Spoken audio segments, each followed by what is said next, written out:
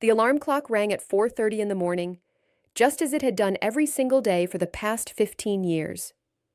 Harriet Lawson reached out from under her warm blankets and pressed the button to silence the persistent beeping. She lay still for a moment, staring at the ceiling of her small bedroom, watching the shadows dance in the pre-dawn darkness.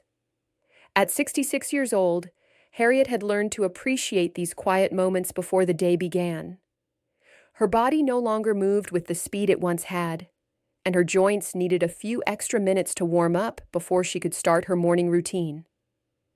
She stretched carefully, feeling the familiar stiffness in her shoulders and lower back, remnants of decades of physical work. The house was silent except for the soft ticking of the old grandfather clock in the hallway. Harriet swung her legs out of bed and placed her feet on the cold wooden floor. The chill made her shiver, but it also helped wake her up completely. She reached for her slippers and padded quietly to the bathroom. Looking in the mirror, Harriet saw the face that time had carved with care. Her hair was completely silver now, cut short and practical. Deep lines marked the corners of her eyes and mouth, some from smiles, others from years of worry and stress. Her blue eyes, though surrounded by wrinkles, still held a sharp intelligence and quiet strength. She washed her face with cold water, brushed her teeth, and pulled on her work clothes, comfortable jeans, a warm flannel shirt, and sturdy boots. Bluebrook was a small town where nobody cared much about fashion, and Harriet appreciated that freedom. She had left behind the world of uniforms and protocols long ago. In the kitchen, she made her usual breakfast: 2 pieces of toast with butter and jam, a boiled egg, and a large mug of strong black coffee. As she ate, she looked out the window at the darkness outside. In another hour, the sky would begin to lighten, and the town would slowly wake up. Harriet's house was small but comfortable. She had bought it 15 years ago when she first arrived in Bluebrook, using most of her savings from her previous life. It was a simple wooden cottage with 2 bedrooms, a cozy living room, and a kitchen that overlooked a small garden. She had painted the walls herself in soft, calming colors: cream, pale blue, and gentle green.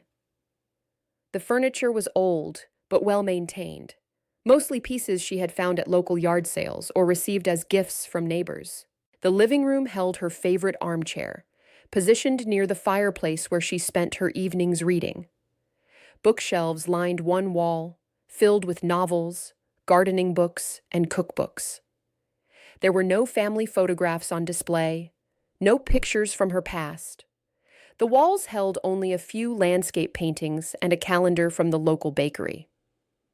At 5:15, Harriet finished her breakfast, rinsed her dishes, and pulled on her thick jacket.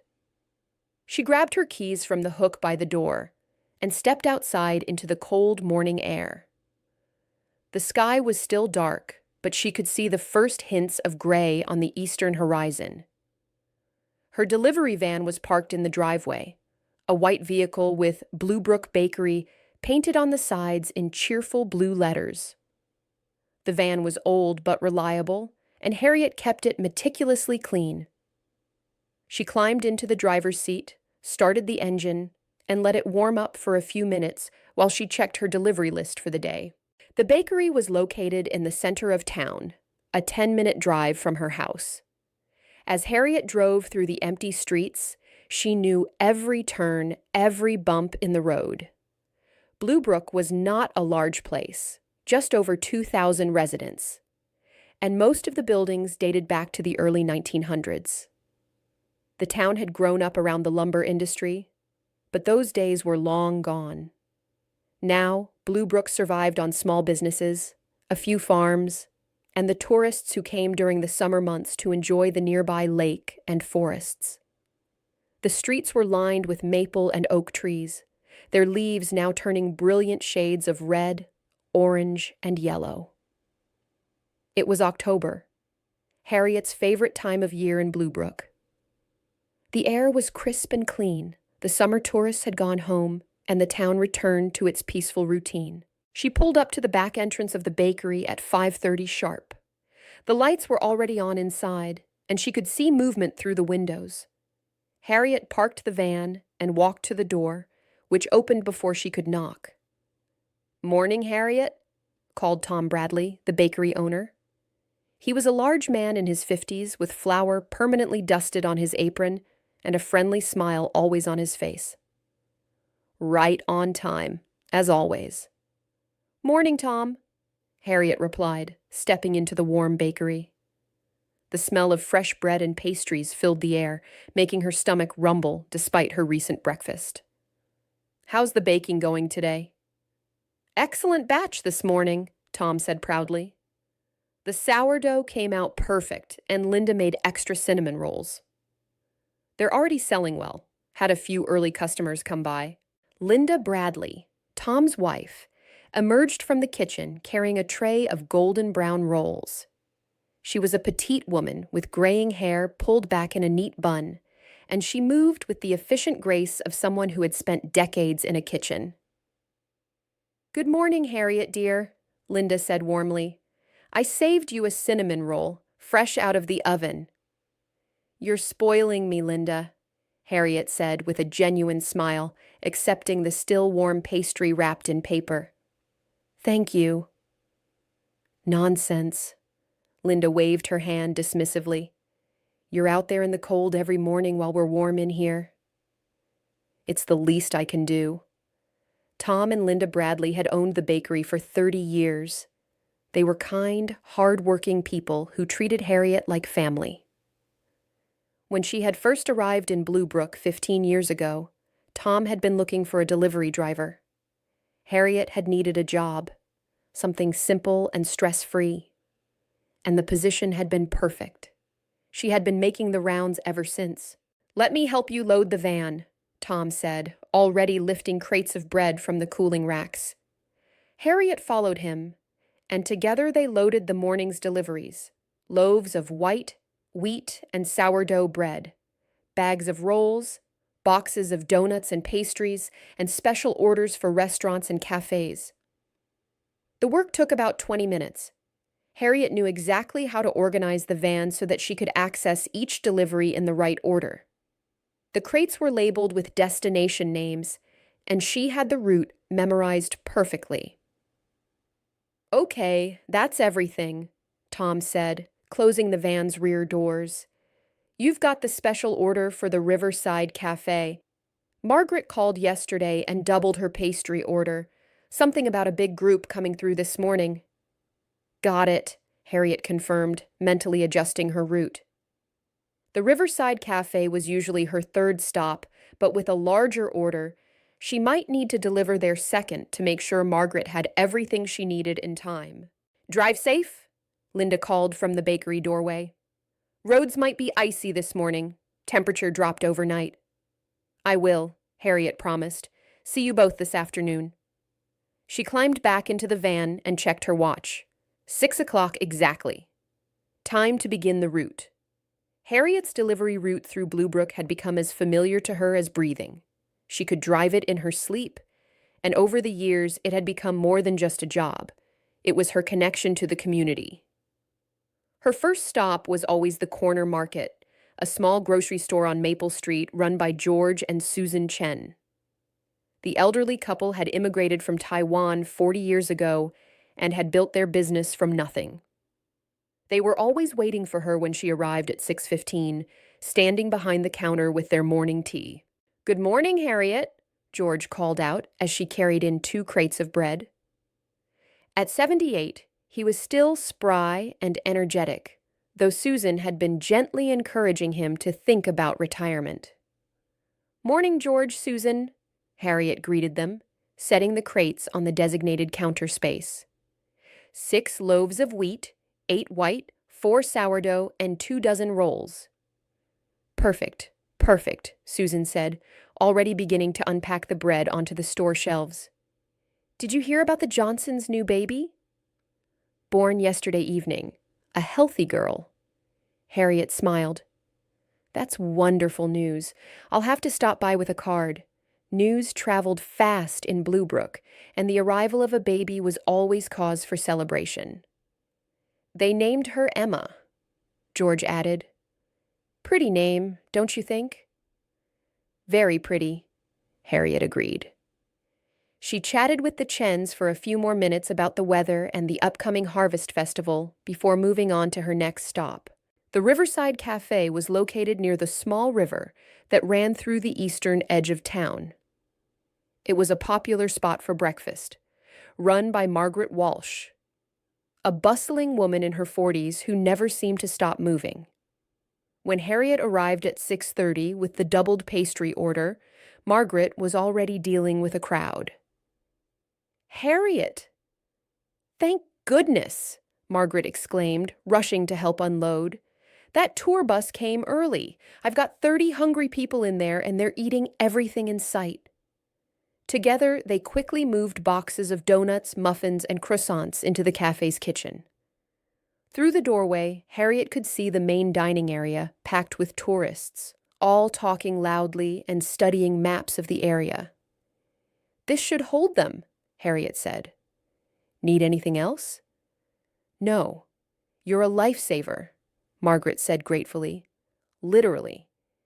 If I'd run out of food with this crowd, I think they might have eaten the furniture." Harriet laughed and continued on her route.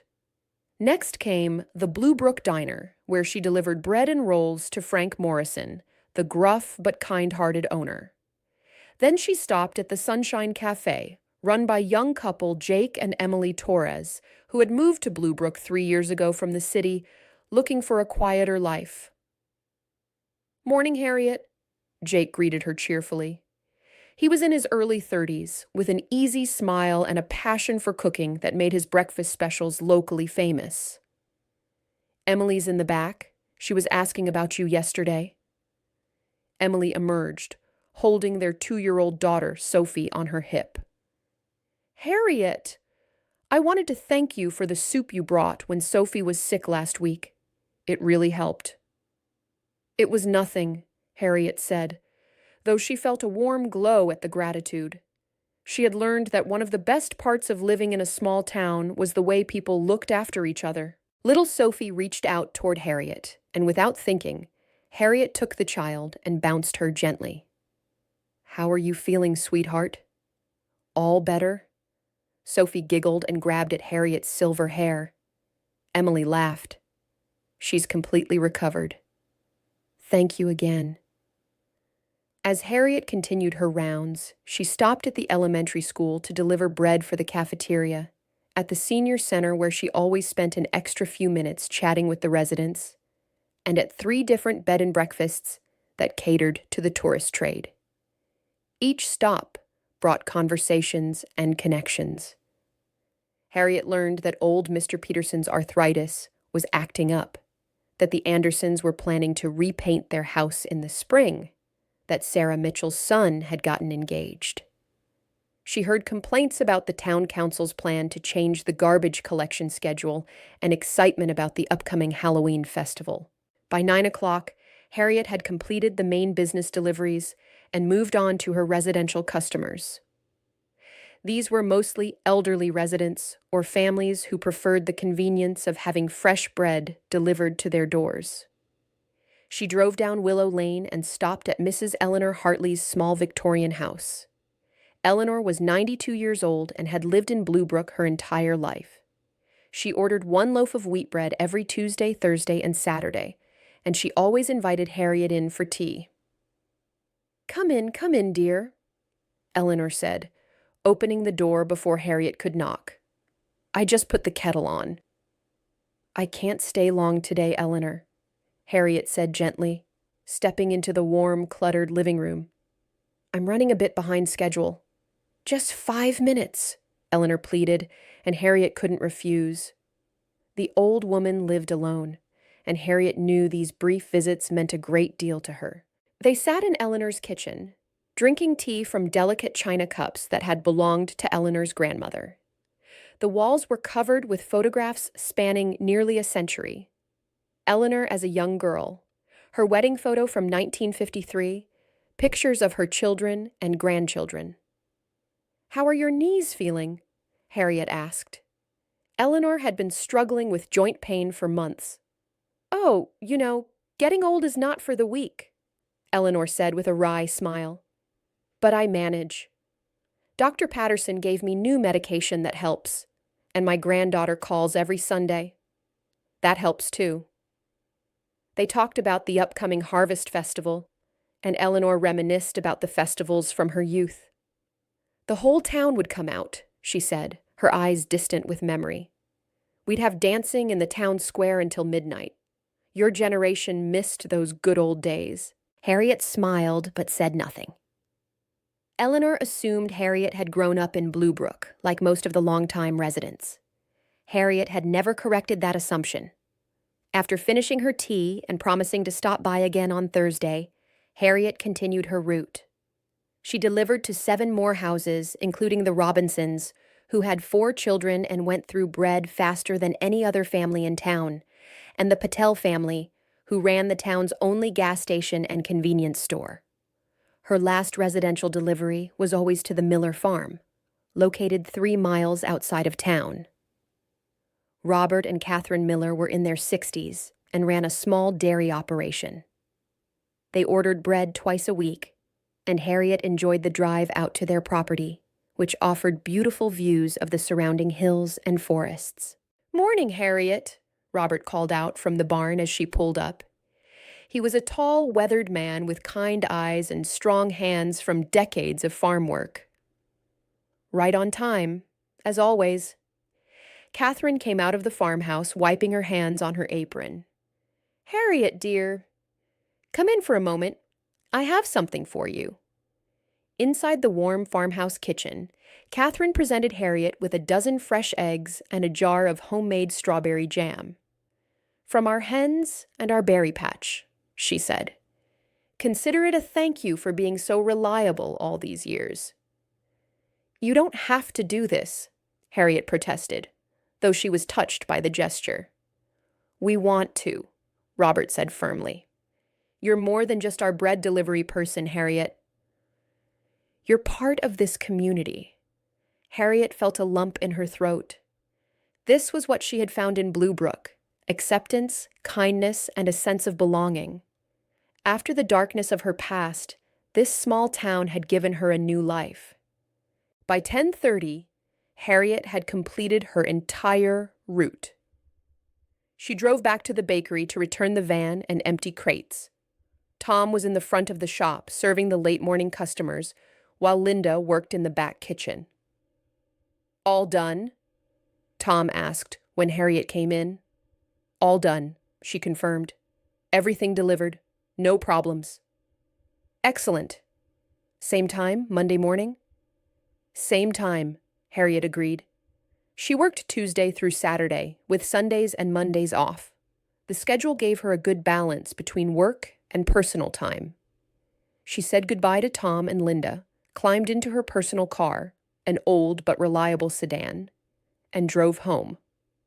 The morning had been typical in every way, exactly the kind of peaceful, predictable routine she had built her life around. At home, Harriet made herself lunch, did some light housework, and spent the afternoon in her garden.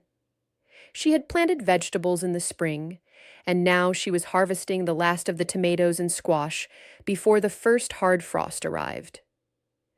Gardening was therapeutic for her, a way to stay connected to the earth and to the cycle of growth and renewal. As the afternoon faded into evening, Harriet made a simple dinner, read for a while, and then prepared for bed. Another day had passed quietly and without incident, just the way she preferred. She had no way of knowing that her peaceful routine was about to be shattered. That night, Harriet dreamed. She was back in the ambulance, the siren wailing above her head. The city streets rushed past the windows in a blur of lights and shadows. Her partner, Michael, was driving, his face tense with concentration as he navigated through the evening traffic. In the back of the ambulance, Harriet checked the equipment one more time, though she had done it 100 times before. Everything had to be perfect. Every second counted. That was what they had drilled into her during training, and that was what she had practiced for 15 years as a paramedic. The radio crackled. "Unit 7, what's your ETA?" Michael grabbed the radio. 8 minutes out. Traffic is heavy on Madison Avenue. Copy that. Be advised, victim is a 23-year-old male, motorcycle accident, significant trauma. Police on scene report heavy bleeding. Harriet's hands moved automatically, preparing the trauma kit. 23 years old. So young. She thought of her own son, who would have been 25 now if he were still alive. She pushed the thought away. Focus. Stay professional. But the traffic didn't move. They were stuck behind a line of cars that stretched as far as she could see. Michael hit the siren again, louder this time, but nobody could move. The streets were gridlocked. Come on, Michael muttered, slapping the steering wheel in frustration. Harriet watched the clock. 8 minutes became 10, then 12. She could feel her heart pounding. Every second that passed was a second the victim didn't have. The radio crackled again. "Unit 7, patient is deteriorating. Where are you?" "Still stuck in traffic," Michael reported, his voice strained. "We're trying to get through." 14 minutes. 15. Finally, the traffic began to move. They threaded through the narrow gaps, Michael's driving skills pushing the ambulance forward inch by inch. When they finally arrived at the scene, Harriet jumped out before the vehicle had fully stopped. She grabbed her kit and ran toward the knot of police officers surrounding the victim. But she was too late. The young man lay on the pavement, his motorcycle a twisted wreck 10 feet away. His helmet was cracked. Blood pooled beneath him. A police officer was performing CPR, but Harriet could see from the man's color, from the stillness of his body, that he was gone. She dropped to her knees beside him anyway, checking for a pulse she knew she wouldn't find. Her training took over, and she went through all the procedures, but deep down she already knew the truth. Time of death, 7:34 p.m. They had arrived at 7:35. 1 minute. They had been 1 minute too late. In the dream, as in reality, Harriet stared at the young man's face. He had brown hair and a slight beard. His eyes were closed. He looked peaceful, as if he were sleeping. "I'm sorry," she whispered. "I'm so sorry." The scene shifted, the way dreams do. Now she was at the hospital, sitting in a waiting room with harsh fluorescent lights. The young man's parents came through the door, a middle-aged couple, their faces full of hope that died the instant they saw Harriet's expression. "No," the mother said, the word coming out as a moan. "No, no, no." The father caught his wife as she collapsed. He looked at Harriet with eyes full of pain and accusation. "You were supposed to save him. You were supposed to save our son." "I'm sorry," Harriet said again, the words hollow and meaningless. "We got there as fast as we could." The traffic, the mother screamed. "My son is dead because of traffic?" Harriet woke up gasping, her heart racing, sweat soaking through her nightgown. She sat up in bed, her hands shaking, and looked around her dark bedroom. It took her a moment to remember where she was. Bluebrook, her cottage, safe. The dream had been so vivid, so real. But it wasn't just a dream. It was a memory, one that haunted her still after all these years. Harriet got up and went to the bathroom, splashing cold water on her face.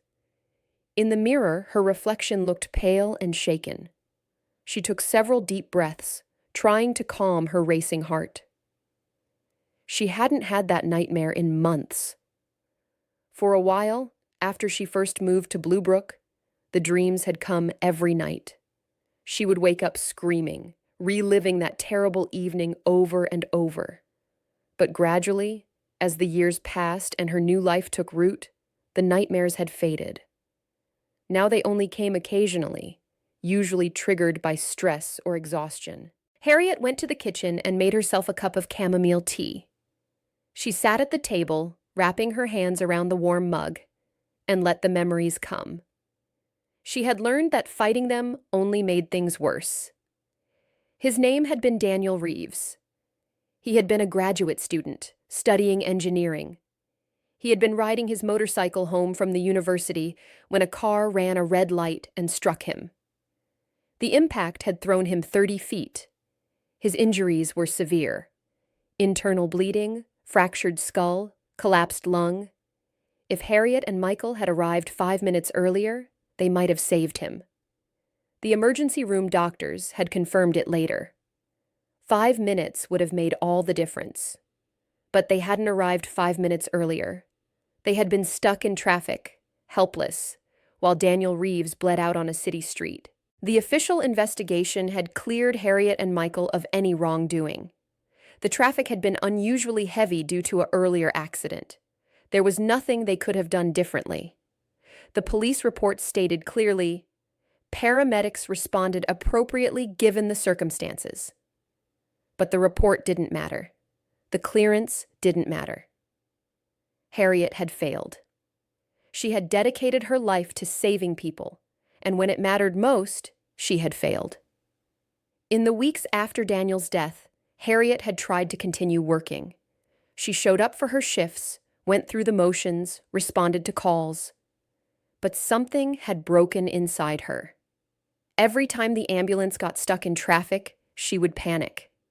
Every time they received a call for a major trauma, her hands would shake.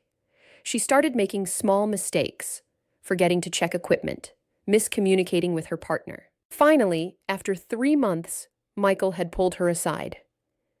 "Harriet, you need to take some time off. You're not okay." "I'm fine," she had insisted, but they both knew it was a lie. Her supervisor had been more direct. "Harriet, I'm putting you on mandatory leave. You're a danger to yourself and your patients. Get some help. See a therapist. Take as much time as you need. But you can't work like this." Harriet had been a paramedic for 15 years. It was her identity, her purpose.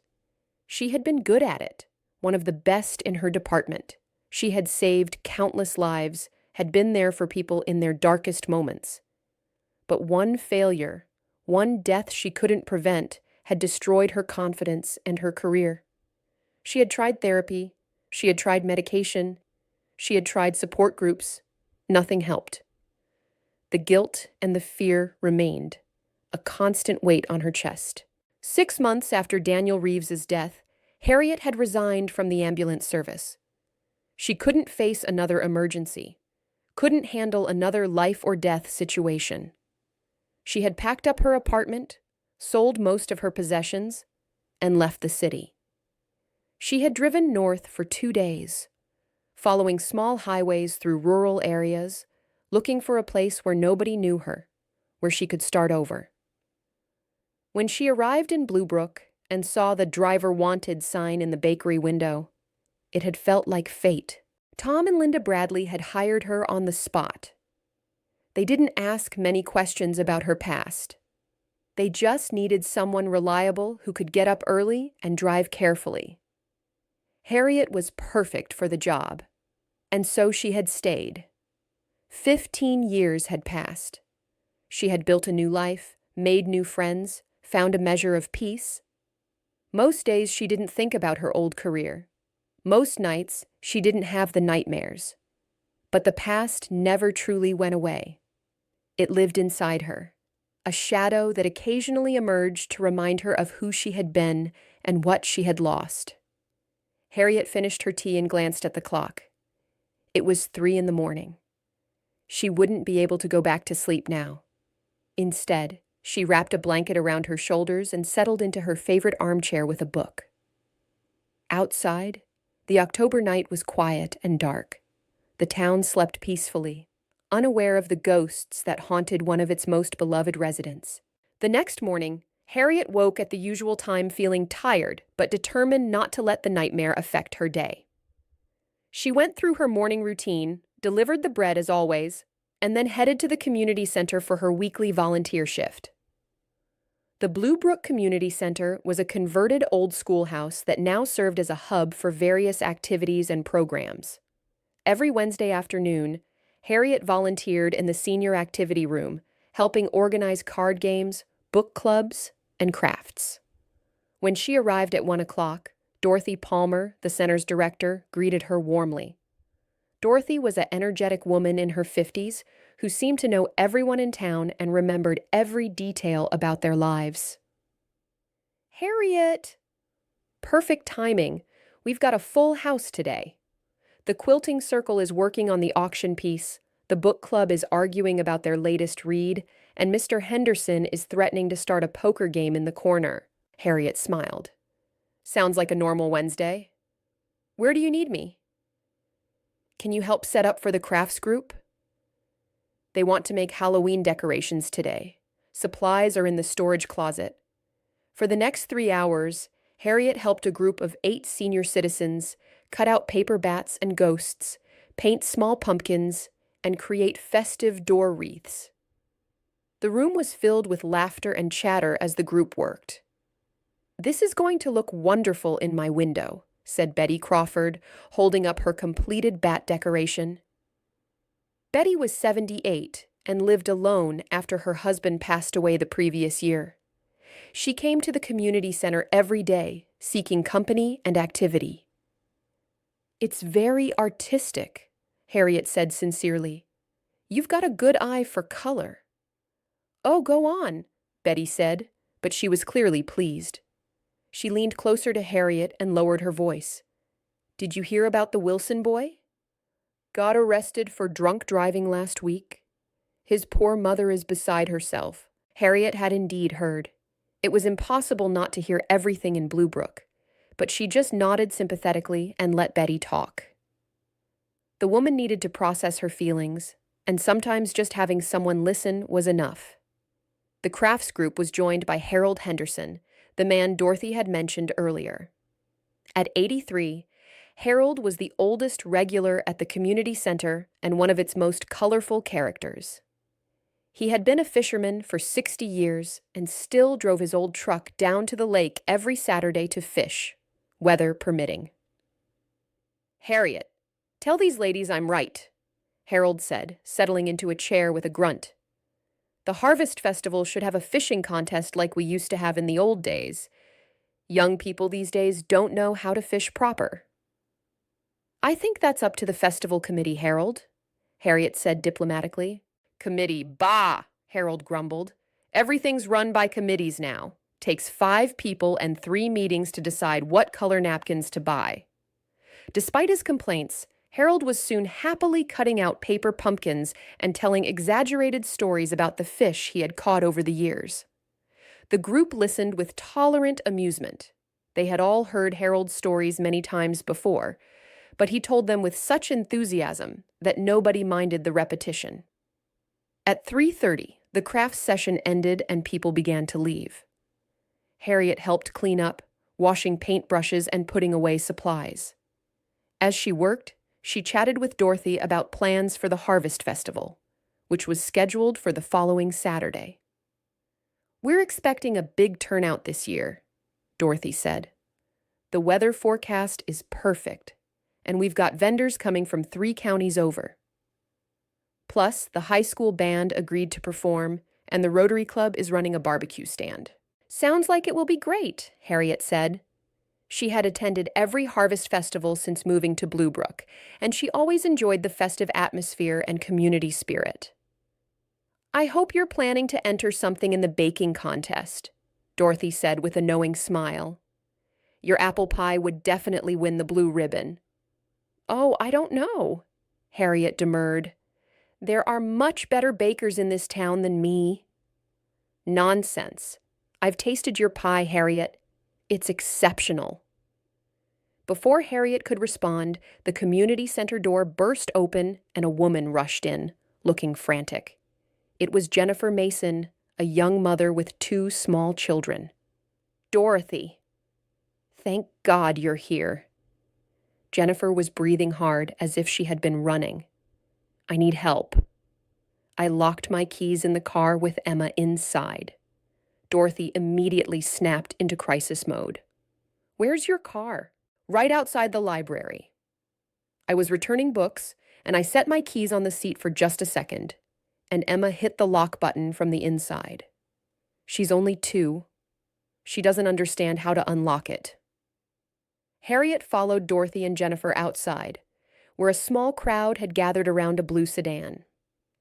Through the window, they could see little Emma, crying and scared. Her face was red and tear-streaked. "We've called the police," said one of the bystanders. "They're sending someone with a Slim Jim to pop the lock."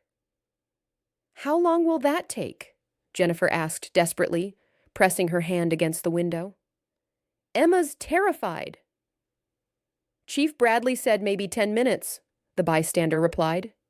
"He's got to come from the station on the other side of town."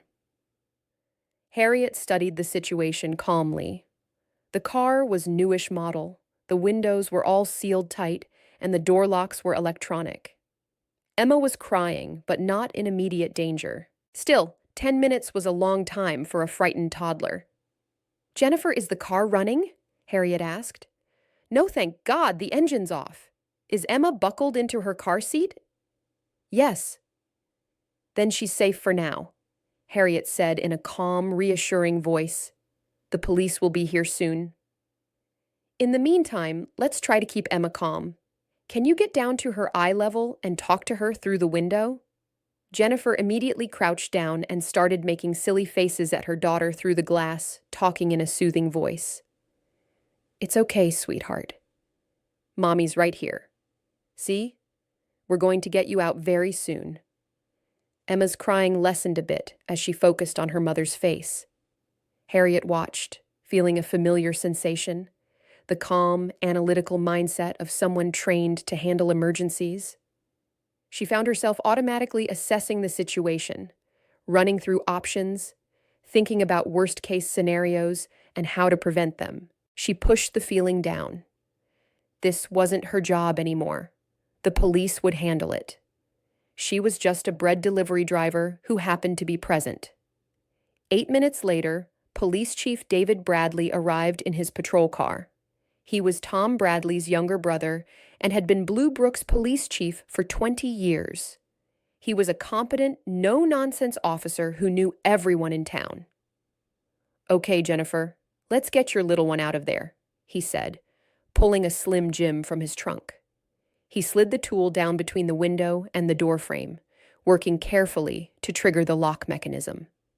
Come on," Jennifer muttered, watching anxiously. After a few moments of manipulation, there was a click, and the door unlocked. Jennifer immediately yanked it open and pulled Emma from her car seat, hugging her tightly. "Oh, baby, I'm so sorry," Jennifer sobbed, clutching her daughter. Emma stopped crying now that she was safe in her mother's arms. The crowd began to disperse, the crisis resolved. Chief Bradley gave Jennifer some advice about keeping a spare key in a magnetic case under the car, and then he left to return to his duties. Dorothy patted Harriet's shoulder. "Good thinking, keeping everyone calm. You have a good head in a crisis." Harriet shrugged uncomfortably. Anyone would have done the same. But as she walked to her car to drive home, Harriet felt unsettled. The incident had been minor, almost trivial, but it had triggered something in her. For those few minutes, she had felt like a paramedic again, assessing, planning, thinking several steps ahead. It was a part of herself she thought she had left behind.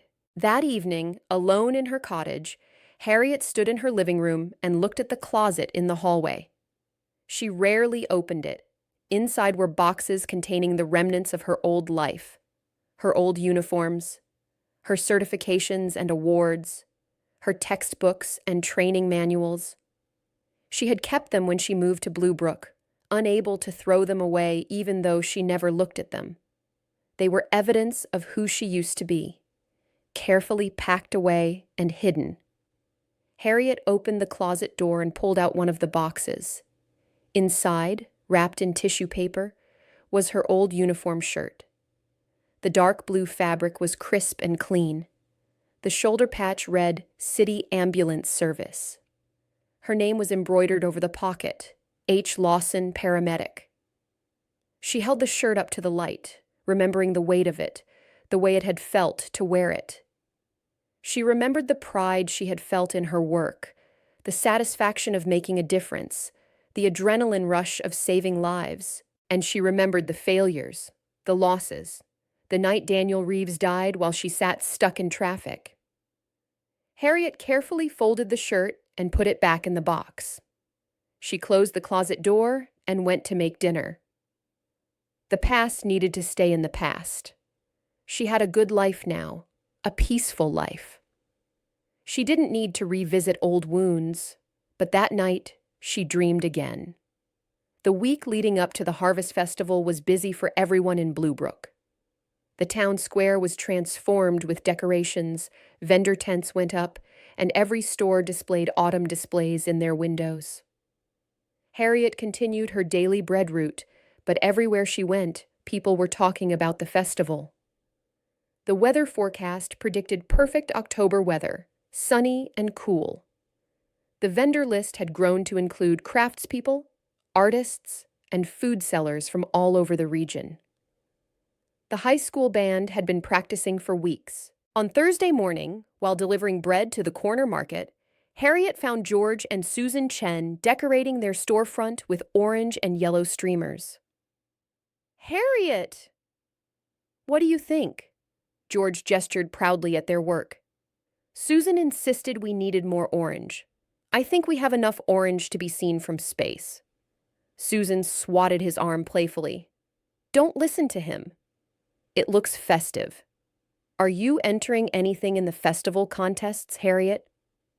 "Dorothy has been pestering me to enter my apple pie in the baking contest," Harriet admitted. "Oh, you should," Susan said enthusiastically. "Your pies are wonderful. Remember that one you brought to the community potluck last spring? Everyone wanted the recipe." Harriet smiled. "Maybe I will.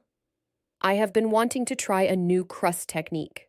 That afternoon, Harriet spent several hours in her kitchen, preparing her entry for the baking contest.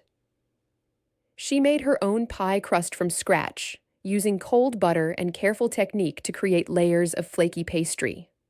For the filling, she used apples from the Miller farm, mixed with cinnamon, nutmeg, brown sugar, and a secret ingredient, a touch of maple syrup that gave the filling a unique depth of flavor. As she worked, she found herself relaxing into the familiar rhythms of baking. There was something meditative about measuring ingredients, mixing them precisely, creating something both beautiful and delicious. It reminded her of why she enjoyed her job at the bakery, the simple satisfaction of producing something that brought people joy. The pie went into the oven, and soon her cottage filled with the warm, spicy scent of baking apples and cinnamon. Harriet cleaned up the kitchen and then sat in her favorite armchair with a cup of tea, waiting for the pie to finish baking. Through the window, she could see her neighbors preparing for the festival, too. Jack Thompson across the street was carving pumpkins with his kids on the front porch. The Morrison family next door had hung a scarecrow on their mailbox.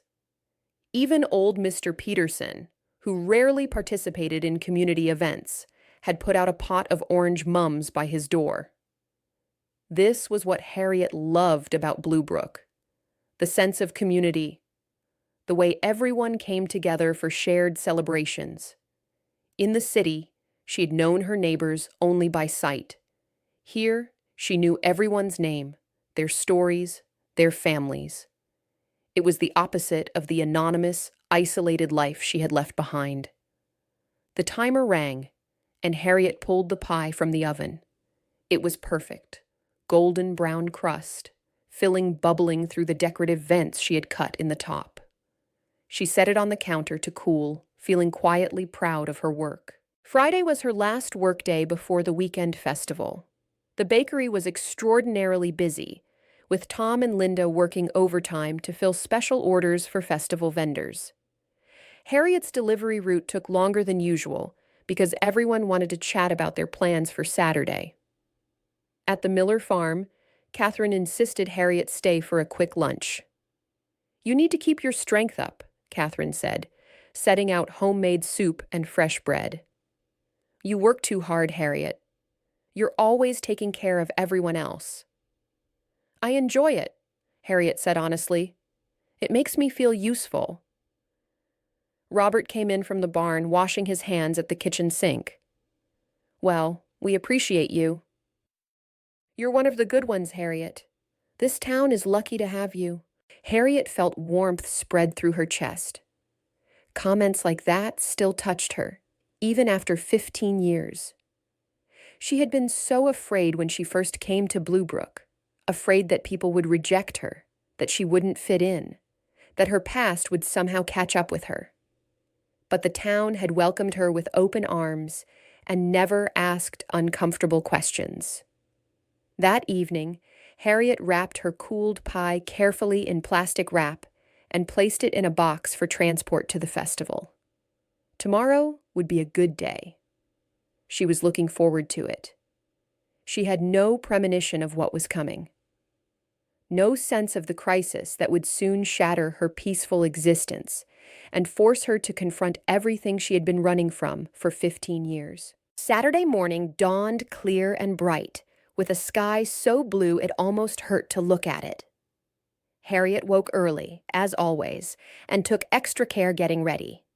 She wore comfortable jeans, her favorite green sweater, and sturdy walking shoes. She braided her silver hair and applied a touch of makeup, something she rarely did, but today felt special. The festival didn't officially start until 9 o'clock, but Harriet arrived at the town square at 8:30 to deliver her pie to the baking contest tent. The square was already buzzing with activity. Vendors were setting up their booths, the high school band was arranging chairs and music stands, and volunteers were putting final touches on the decorations. Dorothy Palmer was in the center of it all, clipboard in hand, directing traffic and solving last-minute problems with the efficiency of a military general. "Harriet!" she called out, waving. "Baking contest entries go to that tent over there. Judging starts at noon." Harriet carefully carried her boxed pie to the designated tent, where she found a long table already crowded with entries. There were fruit pies, cream pies, cakes, cookies, brownies, and breads of every description. The competition would be stiff. "Is that an apple pie?" asked a cheerful voice behind her. Harriet turned to find Emma Rodriguez, a woman in her 30s who ran the town's small bookstore. Emma was carrying a chocolate layer cake that looked professionally decorated. "It is," Harriet confirmed, "apple with maple cinnamon filling." "That sounds amazing. I might have to withdraw my entry now," Emma joked, setting her cake down carefully. "Your baking is legendary, Harriet. Tom and Linda are always bragging about you." "They're kind," Harriet said modestly. "Your cake looks beautiful." They chatted for a few minutes about the festival preparations, then headed out to explore the booths together. The square was filling up rapidly now as 9 o'clock approached. Families poured in from every direction, children running ahead excitedly while parents struggled to keep up. The festival was laid out in sections. One area featured local craftspeople selling jewelry, pottery, woodwork, and art. Another section had food vendors offering everything from barbecue to funnel cakes. A third area was set up for children's activities, face painting, a petting zoo with goats and rabbits, and carnival games. The center of the square held a large stage where the high school band would perform, along with several local musicians who had volunteered to play throughout the day. Scattered throughout were hay bales for seating, scarecrows, pumpkin displays, and corn stalks. Harriet spent the morning wandering through the festival, stopping to chat with friends and neighbors.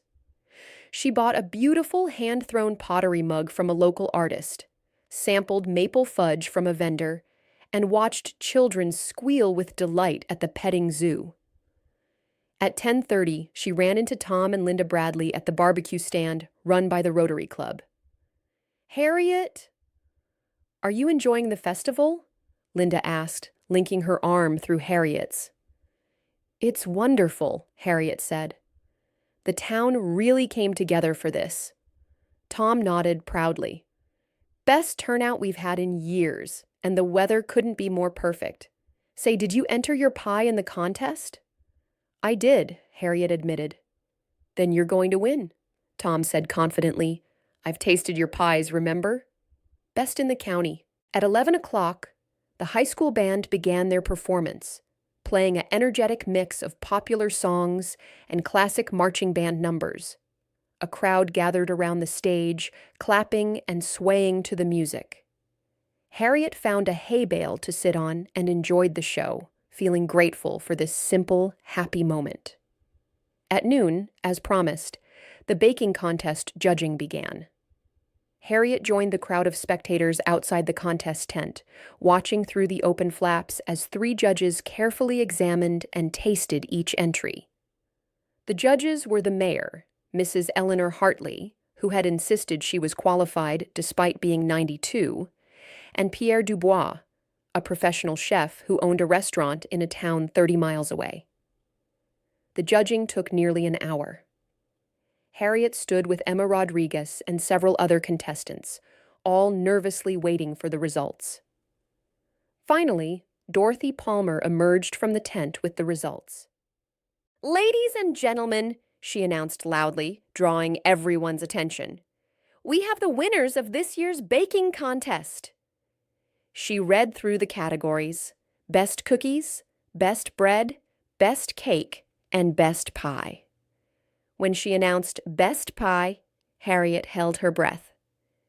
"The blue ribbon goes to Harriet Lawson for her maple cinnamon apple pie." Applause erupted, and people around Harriet congratulated her, patting her back and shaking her hand. She felt her face flush with pleasure and embarrassment as she made her way to the tent to receive her ribbon. "Congratulations," Pierre Dubois said, shaking her hand. That was an exceptional pie. The crust was perfect, and the filling had a wonderful balance of flavors. "Have you ever considered selling your pies professionally?" "Oh, no," Harriet said, taken aback. "I just bake for fun." "Well, if you ever change your mind, contact me.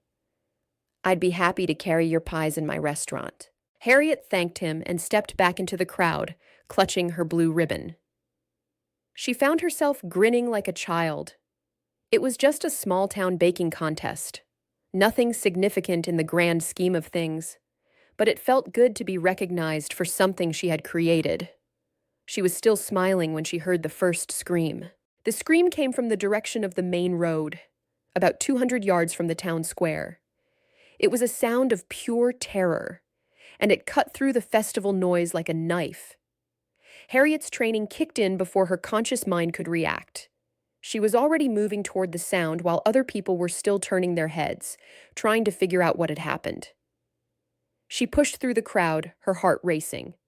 More screams now, and she could hear someone shouting, "Call 911! Call 911!" Harriet emerged from the festival area onto Main Street and saw the accident scene. 2 cars had collided at the intersection, a SUV and a sedan. The impact had been severe. The front end of the sedan was crumpled, the windshield shattered. The SUV had spun sideways and now blocked the intersection. A small crowd was already gathering, most people standing frozen in shock. Harriet's mind shifted into the analytical mode she had thought she'd left behind 15 years ago. She took in the scene in seconds. 2 vehicles, likely multiple victims, need to assess injuries, need to establish scene safety, need to organize bystanders. She ran toward the vehicles, her baker's apron still tied around her waist, her blue ribbon still clutched in her hand. As she got closer, she could see people inside both cars. "Someone call for an ambulance," she shouted to the crowd, "and keep back. Don't crowd the scene." She reached the sedan first. The driver was a middle-aged man, conscious but dazed, blood running down his face from a cut on his forehead. The airbag had deployed, probably saving his life, but he was trapped by the crumpled door. "Sir? Can you hear me?" Harriet said loudly, leaning in through the broken window. "What's your name?" "D. David," the man stammered. "David Green. What happened?" "You were in an accident." "Try not to move. Help is coming. Are you hurt anywhere besides your head?" "My chest," David said, putting his hand over his sternum. "It hurts." Hard to breathe. Possible rib fractures from the airbag deployment. Harriet's mind cataloged automatically. Need to monitor for pneumothorax. "Okay, David, I need you to stay as still as possible. Take slow, shallow breaths. Don't try to move." She turned to assess the SUV. The driver was a woman, also middle-aged, slumped over the steering wheel. The vehicle's airbag had deployed as well. Harriet pulled open the driver's door, it wasn't damaged, and carefully touched the woman's shoulder. "Ma'am? Can you hear me?" The woman moaned but didn't respond coherently. Harriet could see blood on her face and what looked like a significant head injury. More concerning, the woman's breathing was irregular and her color was poor. Harriet's heart rate spiked. This was serious, potentially life-threatening. She looked around frantically. "I need help. Is anyone here trained in first aid?" A young man pushed forward from the crowd. "I'm a lifeguard. I know CPR." "Good. What's your name?" "Tyler. Tyler Brennan." "Tyler, I need you to stay with the man in the sedan. His name is David. Talk to him, keep him calm, and watch his breathing. If he stops breathing or loses consciousness, call me immediately. Can you do that?" "Yes, ma'am." Harriet turned back to the woman in the SUV. She needed to do a proper assessment, but first she had to address the most immediate threats. A BCS, airway, breathing, circulation. The mantra from her paramedic training echoed in her mind. The woman's airway seemed clear, but her breathing was definitely compromised, shallow and rapid. Harriet felt for a pulse and found it, fast and weak. Signs of shock, possibly internal bleeding. "Ma'am, can you hear me?" Harriet said loudly, close to the woman's ear. "I'm here to help you." "You've been in an accident." The woman's eyes fluttered open briefly. "Hurts," she whispered. "Everything hurts." "I know. I'm going to help you." "What's your name?" "Rebecca. Rebecca Morrison." Harriet's stomach dropped. Morrison. She knew that name. Robert and Catherine Morrison from the farm. Were they related? But there was no time to think about that now. Rebecca was in serious trouble. "Rebecca, I need to examine you. I'm going to touch your neck and head. Tell me if anything hurts more when I touch it." Harriet's hands moved with practiced skill, checking for obvious injuries. Swelling and deformity on the left side of Rebecca's head. Possible skull fracture. Neck seemed stable, no obvious deformity. Chest rising and falling unevenly. Possible rib fractures or internal injury. Where was the ambulance? Bluebrook only had one ambulance, staffed by 2 volunteers. They would be coming from the volunteer fire station on the edge of town. Response time would be at least 8 to 10 minutes from the time of the call. Every second counted. Harriet knew that from brutal experience. "Is anyone here a doctor?" she called out to the crowd. "Or a nurse? Anyone with medical training?" An older man pushed through. "I'm Dr. Robert Patterson. I'm retired, but I can help." Harriet nearly wept with relief. Dr. Patterson was Bluebrook's longtime family doctor, now in his 70s, but still sharp and competent. Dr. Patterson thanked God. The woman in the SUV, Rebecca Morrison, has a possible skull fracture and signs of shock. The man in the sedan, David Green, has a head lack and possible rib fractures but is stable for now. Dr. Patterson moved to assess Rebecca, while Harriet did a quick survey of the rest of the scene. No other victims visible, no fires or hazards from fuel leaks. Good. She moved back to David Green in the sedan. Tyler was doing a good job keeping him calm. "How are you doing, David?" Harriet asked. Still hurts to breathe? David said. Is Rebecca okay? Is she the other driver? She's being taken care of. Don't worry about that right now. Focus on yourself. Harriet did a more thorough assessment of David's injuries. The head laceration was bleeding steadily, but not severely. Head wounds always bled a lot, but this one wasn't immediately life-threatening.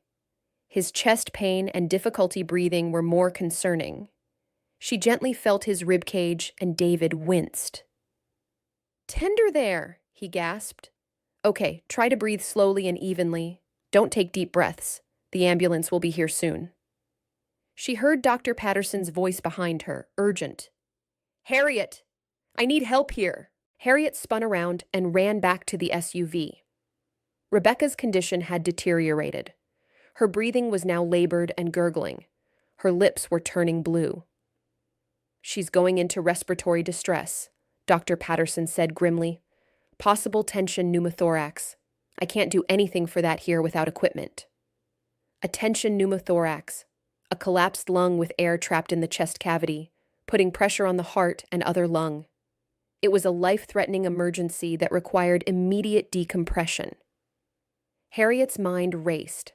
She knew the procedure. She had done needle decompressions dozens of times in her career as a paramedic. But she didn't have a decompression needle. She didn't have any equipment at all. Rebecca's breathing became more desperate. Her eyes rolled back. "She's coding," Dr. Patterson said. "She needs intervention now or she'll die." Time seemed to slow down. Harriet stood there, frozen, as 15 years of buried trauma came flooding back. She saw Daniel Reeves lying on the pavement, dying while she sat helpless in traffic. She felt the weight of her failure, the crushing guilt. She had quit being a paramedic because she couldn't handle the pressure, couldn't face the possibility of more failure.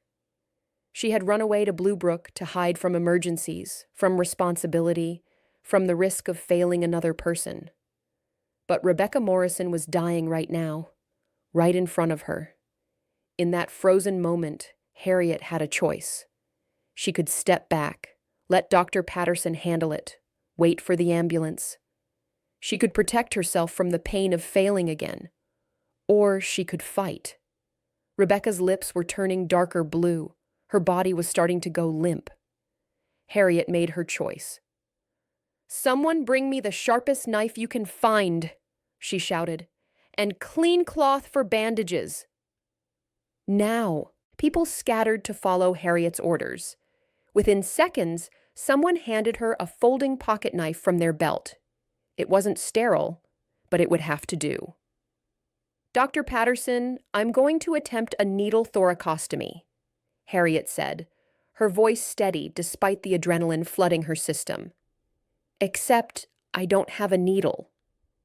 "I'm going to have to improvise." Dr. Patterson's eyes widened. "Harriet, do you have medical training?" "I'll explain later. Right now, I need you to support her head and monitor her pulse." Harriet quickly wiped the knife blade on her shirt, knowing it was inadequate sterilization, but having no other option. Rebecca's breathing had become almost non-existent. There was no time for hesitation. She located the correct position on Rebecca's chest, second intercostal space, mid-clavicular line, the exact spot she had been trained to find 15 years ago. Her hands knew the anatomy even if her mind had tried to forget. "This is going to hurt," she said to the barely conscious Rebecca, "but it might save your life." She made a small, quick incision between the ribs. Rebecca didn't even flinch. Harriet carefully worked the knife in at an angle, creating an opening. There was a sudden hiss of air escaping, the trapped air in the chest cavity releasing. Rebecca's chest expanded with a gasping breath. "She's breathing!" Dr. Patterson exclaimed. "Her color's improving!" Harriet quickly removed the knife and pressed clean cloth against the incision to control bleeding. Her hands were shaking now, but she kept pressure on the wound. Keep monitoring her pulse and breathing, Harriet instructed. She's not out of danger yet. She needs a proper chest tube and she needs it fast. In the distance, she could hear sirens. The ambulance was finally approaching. Harriet moved back to check on David Green. His condition had remained stable, but he was looking frightened and confused by all the activity. "Is she going to be okay?" he asked. "The other driver?" "This is my fault. I ran the stop sign. I didn't see it. I wasn't paying attention." "Oh God, is she going to be okay?" "The ambulance is almost here," Harriet said. "They'll take care of both of you." "Don't worry about fault right now. Just focus on breathing." The ambulance pulled up, and 2 volunteer EMTs jumped out. Young men Harriet recognized from around town but didn't know well. They took in the scene, saw Dr. Patterson and Harriet, and immediately began unloading equipment. "We have 2 victims," Harriet reported quickly, falling back into the efficient communication style of emergency responders. Patient 1, Rebecca Morrison, female approximately 50 years old, involved in motor vehicle collision, driver of the SUV, head trauma with possible skull fracture, tension pneumothorax, which I decompressed using a field improvisation. Currently breathing, but needs immediate chest tube insertion and rapid transport. Patient 2, David Green, male approximately 45 years old, driver of the sedan, head laceration, possible rib fractures, stable but needs X-rays to rule out pneumothorax. The EMTs stared at her for a moment, clearly confused about who this woman in a baker's apron was and why she was talking like a medical professional. One of them, a young man named Chris, recovered first. Okay, thank you.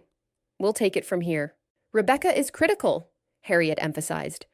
"She needs to go to Regional Medical Center, not the local clinic. They're not equipped for chest trauma." "Got it," Chris said, moving to Rebecca with his equipment. Harriet stepped back, finally allowing herself to shake. Her hands were covered in blood. Her favorite green sweater was ruined. She felt like she might throw up. Dr. Patterson came to stand beside her. "Harriet, what you just did, you saved that woman's life. Where did you learn to do that?" Before Harriet could answer, she heard Tom Bradley's voice from the crowd. "Harriet, are you okay?" She turned to see Tom and Linda pushing through the spectators, their faces full of worry. Behind them came Dorothy Palmer, the Chen family, Harold Henderson, and what seemed like half of Bluebrook. "I'm fine," Harriet said, though her voice came out shaky. I'm fine." The EMTs were working efficiently now, securing Rebecca to a backboard, starting an IV line, preparing her for transport. David Green was being carefully extracted from the sedan. Both patients would be in the hospital within half an hour. A third vehicle pulled up, a state police car. A uniformed officer got out and began securing the accident scene, directing traffic, taking statements from witnesses. Harriet wanted to disappear. She wanted to go home, take a shower, and pretend none of this had happened. But people were surrounding her now, asking questions, looking at her with new eyes. "Harriet, how did you know what to do?" Linda asked gently. I have some medical training," Harriet said vaguely. "From a long time ago." "Some medical training?" Dr. Patterson said incredulously. "You just performed an emergency thoracostomy in a field situation with improvised equipment. That's not some training. That's the skill of an experienced emergency medical professional." The crowd was murmuring now, people whispering to each other, looking at Harriet with curiosity and confusion. The quiet bread delivery driver who had lived among them for 15 years had just revealed hidden depths. "Harriet Lawson," came a new voice, and Harriet turned to see Police Chief David Bradley approaching.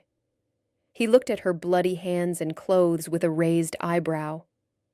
"I'm going to need to ask you some questions. But first, let's get you cleaned up. Dorothy Palmer immediately took charge. Of course. Harriet, come with me. I have a first aid station set up at the festival. You can wash up there. Harriet allowed herself to be led away from the accident scene, grateful to escape the staring crowd. Her blue ribbon, somehow still clutched in her hand despite everything, was now stained with blood. The first aid station was a small tent at the edge of the festival grounds, equipped to handle minor scrapes and heat exhaustion, not major trauma. Dorothy helped Harriet wash her hands in a basin of warm water, the red slowly swirling away down the drain. "You're shaking," Dorothy observed gently. "I know." Harriet's teeth were chattering now that the adrenaline was wearing off. "Can't seem to stop." Dorothy wrapped a blanket around Harriet's shoulders. "That's shock. Perfectly normal after what you just did. Here, sit down." Harriet sat on a folding chair, the blanket pulled tight around her. Her mind was spinning. She had just done the one thing she had sworn she would never do again: performed emergency medical care. And worse, she had done it in front of the entire town. Her secret was out. Her past had caught up with her. Dorothy handed her a cup of hot tea. "Drink this. It'll help." "Thank you," Harriet whispered. Dorothy pulled up another chair and sat facing Harriet. "I won't press you for explanations you're not ready to give, but I want you to know that what you did today was extraordinary. You saved Rebecca Morrison's life.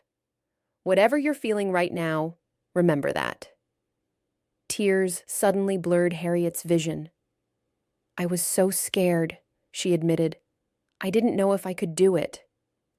It's been 15 years since I worked in emergency medicine. I thought I'd forgotten everything." "Clearly you didn't forget," Dorothy said softly. "Those kinds of skills stay with you." The tent flap opened and Police Chief Bradley entered, removing his hat. "Harriet, are you up to answering some questions?" Harriet nodded and wiped her eyes. "Yes." Chief Bradley pulled out a notepad. "I need to take your statement about the accident. Start from the beginning. What did you see and what did you do?" Harriet walked him through the sequence of events, keeping her voice as steady as possible. She described hearing the collision, reaching the scene, assessing the victims, performing the emergency decompression on Rebecca. Chief Bradley took notes, his expression neutral and professional. When she finished, he looked up at her with a thoughtful expression. "You mentioned you used to work in emergency medicine. What was your position?" Harriet took a deep breath. Here it was, the question she had been avoiding for 15 years. "I was a paramedic. I worked for City Ambulance Service for 15 years before I moved here." "And you're certified?" "My certifications have lapsed. I haven't maintained my continuing education requirements. Legally, I'm not qualified to practice anymore." Chief Bradley frowned. "Then technically, what you did today?" "I know," Harriet said quickly. "I performed medical procedures without proper certification. But Rebecca Morrison was dying. If I hadn't acted, she would have been dead before the ambulance arrived. I understand if there are legal consequences." Chief Bradley was quiet for a moment. Then he put his notepad away. "Harriet, I'm not going to file charges against you for saving a woman's life. But we will need to document this properly. The hospital will probably contact you for a statement. And..." He hesitated. "Rebecca Morrison is Robert and Catherine Miller's daughter. They'll want to know who helped her." Harriet's heart sank. Robert and Catherine, her friends, the kind couple from the farm who always made her feel welcome. Their daughter. She had saved their daughter. "How are they?" she asked quietly. "They're at the hospital now." "Rebecca is in surgery, but the doctors are optimistic. They said if someone hadn't decompressed her chest at the scene, she wouldn't have survived the transport." Dorothy reached over and squeezed Harriet's hand. "You did good, honey. You did real good." Chief Bradley nodded agreement. "I'd say you're a hero, Harriet." "The town is going to feel the same way once word spreads, and in Bluebrook, word always spreads." After Chief Bradley left, Harriet sat in the tent for a while longer, trying to compose herself.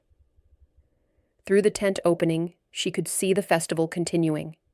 The accident had briefly disrupted things, but people were resilient. Music played, children laughed, vendors called out their wares.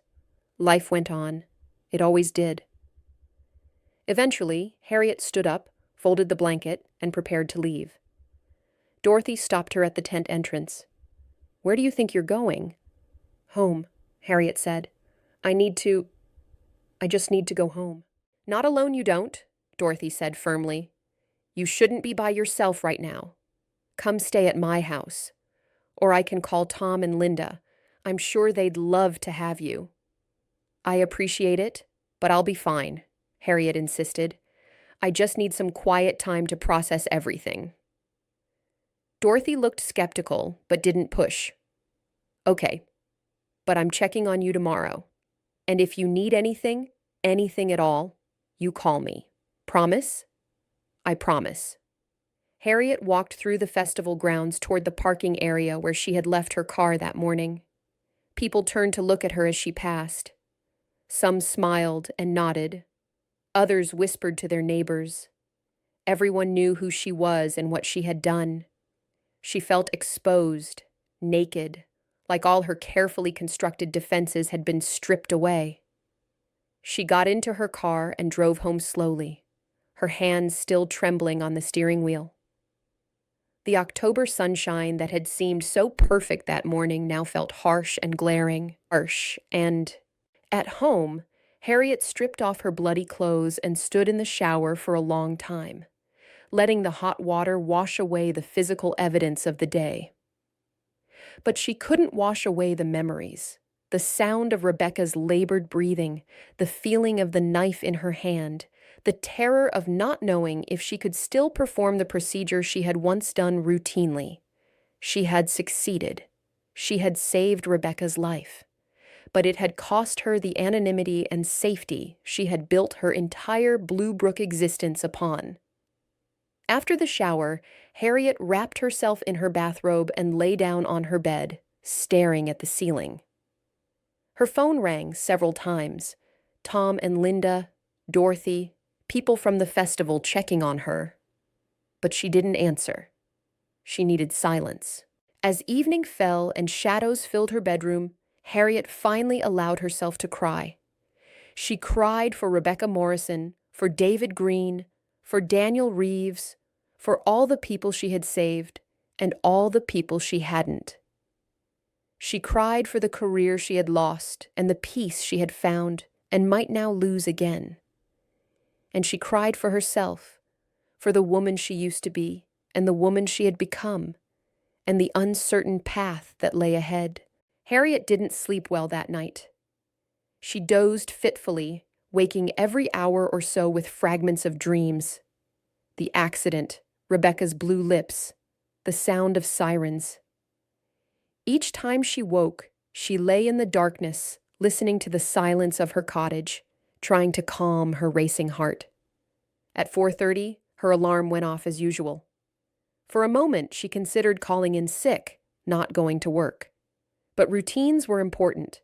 Routines kept her grounded. She dragged herself out of bed and went through her morning routine mechanically. Coffee tasted bitter.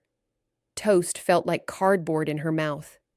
But she ate anyway, forcing herself to maintain normalcy. At 5:30, she drove to the bakery. Tom was already there, loading the morning's bakes into crates. He looked up when Harriet entered, and his face filled with concern. "Harriet, I didn't expect you to come in today. You should be resting." "I'm fine," Harriet said automatically. "I need to work." "I need normal." Linda came out from the kitchen, wiping flour from her hands. She walked straight to Harriet and pulled her into a tight hug. You scared us yesterday. We saw you with all that blood and thought you'd been hurt." "I'm okay," Harriet said, her voice muffled against Linda's shoulder. "Really?" Linda pulled back and looked at her with knowing eyes. "No, you're not. But you will be. Come on, let's get you loaded up." They worked in silence for a few minutes, the familiar routine soothing Harriet's frayed nerves. Tom finally broke the quiet. "We heard from the hospital this morning.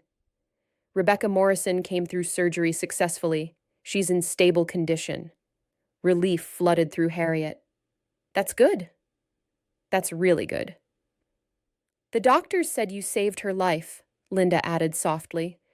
"They said without your intervention, she would have died before reaching the hospital." Harriet nodded, but didn't trust herself to speak. "Why didn't you tell us?" Tom asked gently. "All these years, you never mentioned you were a paramedic?" "I wasn't hiding it exactly," Harriet said, choosing her words carefully. I left that life behind. I didn't want to talk about it. I wanted to be someone new." "Well, you're still you," Linda said firmly. "You're still our Harriet, the best delivery driver we've ever had. But now we also know you're a hero." "I'm not a hero," Harriet protested. "I just did what needed to be done." "That's what heroes do," Tom said with a slight smile. The morning route was strange. Word had spread through Bluebrook with remarkable speed. Small-town gossip networks were incredibly efficient. At every stop, people wanted to talk about the accident. At the corner market, George and Susan Chen practically pulled Harriet inside, insisting she accept a bag of groceries, for free, for the hero of Bluebrook. "I'm not a hero," Harriet repeated, but they wouldn't hear it. At the Riverside Cafe, Margaret had baked a special cake with "Thank you, Harriet" written in icing. "From all of us," Margaret said. "You saved one of our own." The Riverside Cafe regulars stood and applauded when Harriet entered. She felt her face burning with embarrassment. At the Sunshine Cafe, Jake and Emily Torres both hugged her. Little Sophie toddled over and presented Harriet with a drawing. Stick figures and a colorful vehicle that might have been an ambulance. "She drew this for you this morning," Emily explained. "She said you're a real-life superhero." Harriet knelt down to Sophie's level. "Thank you, sweetheart." "This is beautiful." The reactions were the same everywhere she went. People wanted to thank her, to hear the story, to express their gratitude and amazement. Harriet handled it as gracefully as she could, but inside, she felt increasingly overwhelmed. When she reached Eleanor Hartley's house, the old woman opened the door with tears in her eyes. "Harriet, dear, come in. Come in. I've been worried sick about you." Eleanor's kitchen was warm and familiar, a safe refuge from all the attention.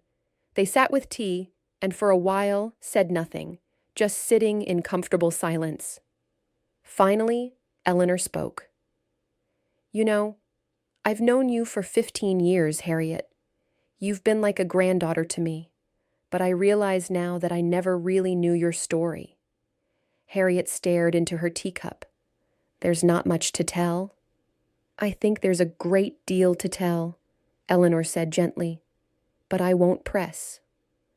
I just want you to know that whatever brought you to Bluebrook, whatever you were running from, it doesn't change how we feel about you. This town loves you, Harriet. We loved you before yesterday, and we love you now." Harriet felt tears prick her eyes. "Thank you, Eleanor. That means more than you know." When Harriet finally reached the Miller farm, her last stop of the day, she found Robert and Catherine waiting for her in the driveway. Catherine's eyes were red from crying. Harriet got out of her van slowly, unsure what to expect. Catherine ran to her and enveloped her in a crushing hug. "Thank you," Catherine sobbed. "Thank you for saving my daughter. Thank you, thank you." Robert wrapped his arms around both of them, and the three of them stood there in the farmyard, holding each other and crying. When they finally pulled apart, Robert guided Harriet into the farmhouse. "We need to talk," he said. Inside, they sat at the kitchen table. Catherine made coffee with shaking hands. "The doctors told us what you did," Robert said. "They said you performed an emergency procedure that kept Rebecca alive long enough to get to the hospital. They said it required expert knowledge and skill." "I was a paramedic," Harriet said quietly, "before I came to Bluebrook. I worked in emergency medicine for 15 years. Why didn't you ever tell us?" Catherine asked, not accusingly, just with genuine curiosity. Harriet took a deep breath and told them the story she had never told anyone in Bluebrook.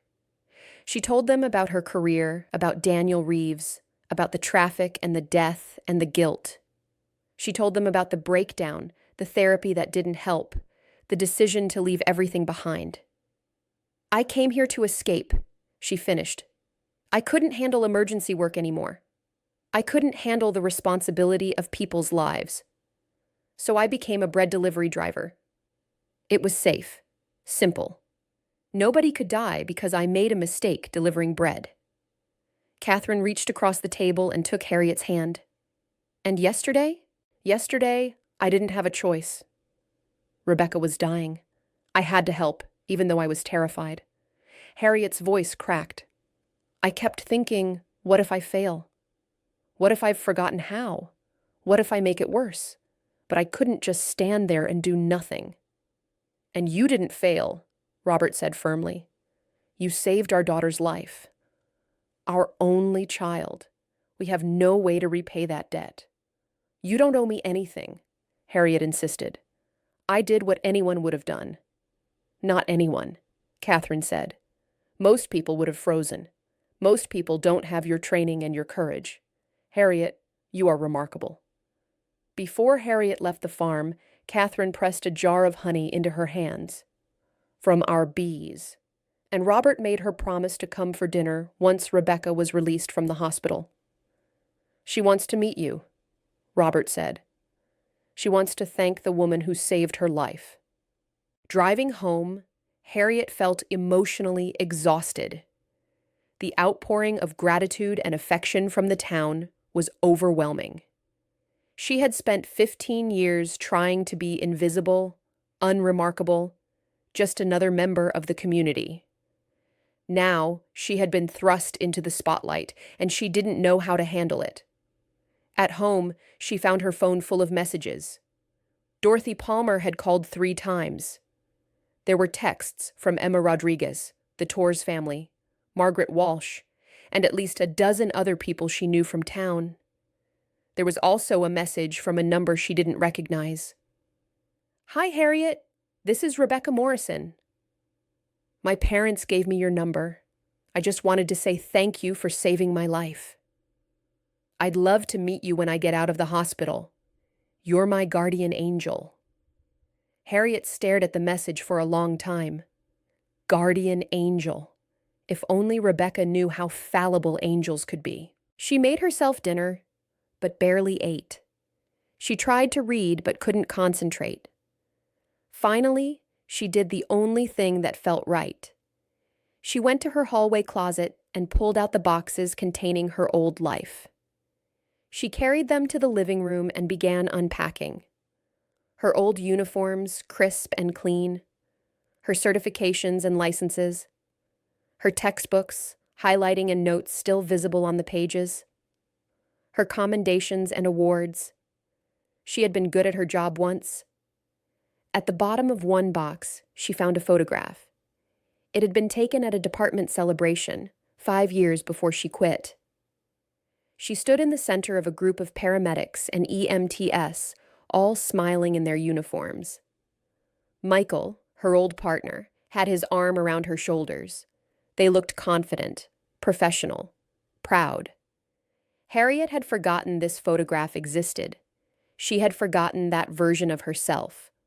The woman who was good at her job, who saved lives, who felt purpose and satisfaction in her work. She had spent 15 years trying to forget that woman, trying to become someone simpler and smaller. But yesterday, faced with a crisis, that woman had emerged. The skills and the confidence and the courage were still there, buried but not gone. Harriet sat on her living room floor, surrounded by the artifacts of her past, and made a decision. On Monday morning, Harriet called the state licensing board and inquired about reinstating her paramedic certification. The process would take several months.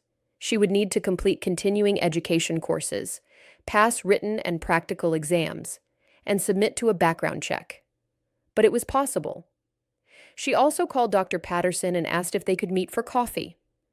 They met Tuesday afternoon at the Sunshine Cafe, sitting at a quiet corner table while Emily Torres brought them coffee and blueberry muffins. "I need advice," Harriet said, "about my future." Dr. Patterson stirred sugar into his coffee thoughtfully. "What kind of advice?" "Medical advice, professional advice. I'm thinking about reinstating my paramedic certification, but I don't know if that's wise. I left emergency medicine for good reasons. I'm not sure I can handle it again." "What happened Saturday," Dr. Patterson said carefully, "suggests you can handle it. You performed under pressure, made the right decisions, saved a life. That takes more than just technical skill. It takes mental strength." "But it also brought back all the old fears," Harriet admitted. "That night I had nightmares again. About failures, about the people I couldn't save. What if I get back into emergency medicine and can't handle it? What if I have a panic attack during a critical situation?" Dr. Patterson was quiet for a moment. "Harriet, can I share something personal with you?" She nodded. 40 years ago, when I was a young doctor just out of medical school, I lost a patient on my operating table, a child, 8 years old, appendicitis that had ruptured. I did everything right. The surgery was successful, the infection was being treated, but she developed a rare complication and died anyway. He paused, his eyes distant with memory. "I almost quit medicine. I was convinced I wasn't good enough, that I would kill more patients, that I should give up before I did more damage. My supervisor, an old surgeon named Dr. Harriman, sat me down and said something I've never forgotten.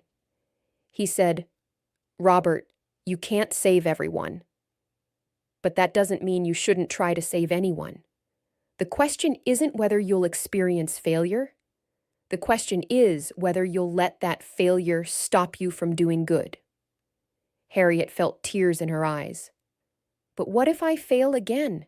"Then you fail," Dr. Patterson said simply, "and you learn from it, and you keep going." That's what being a medical professional means. We don't have the luxury of perfect success. We do our best with what we have, in the moment we're given. And sometimes our best isn't enough. But that doesn't diminish the value of trying. "I ran away," Harriet whispered. "After Daniel Reeves died, I ran away instead of facing my fear." "Maybe you needed to run," Dr. Patterson said kindly. "Maybe you needed 15 years in Bluebrook to heal and recover your strength. But now you're here, and you have a choice about what comes next. You can stay as you are, there's no shame in that. Or you can reclaim the part of yourself you left behind." They talked for another hour, discussing options and possibilities. Dr. Patterson mentioned that Bluebrook's volunteer ambulance service was always looking for qualified personnel. The town was growing, and having a licensed paramedic would significantly improve their emergency response capabilities. "Think about it," he said as they parted ways. "But don't think too long." "You're 66 years old, Harriet. You don't have unlimited time to waste." That week, Rebecca Morrison was released from the hospital. She was still weak and would need weeks of recovery, but the doctors were pleased with her progress.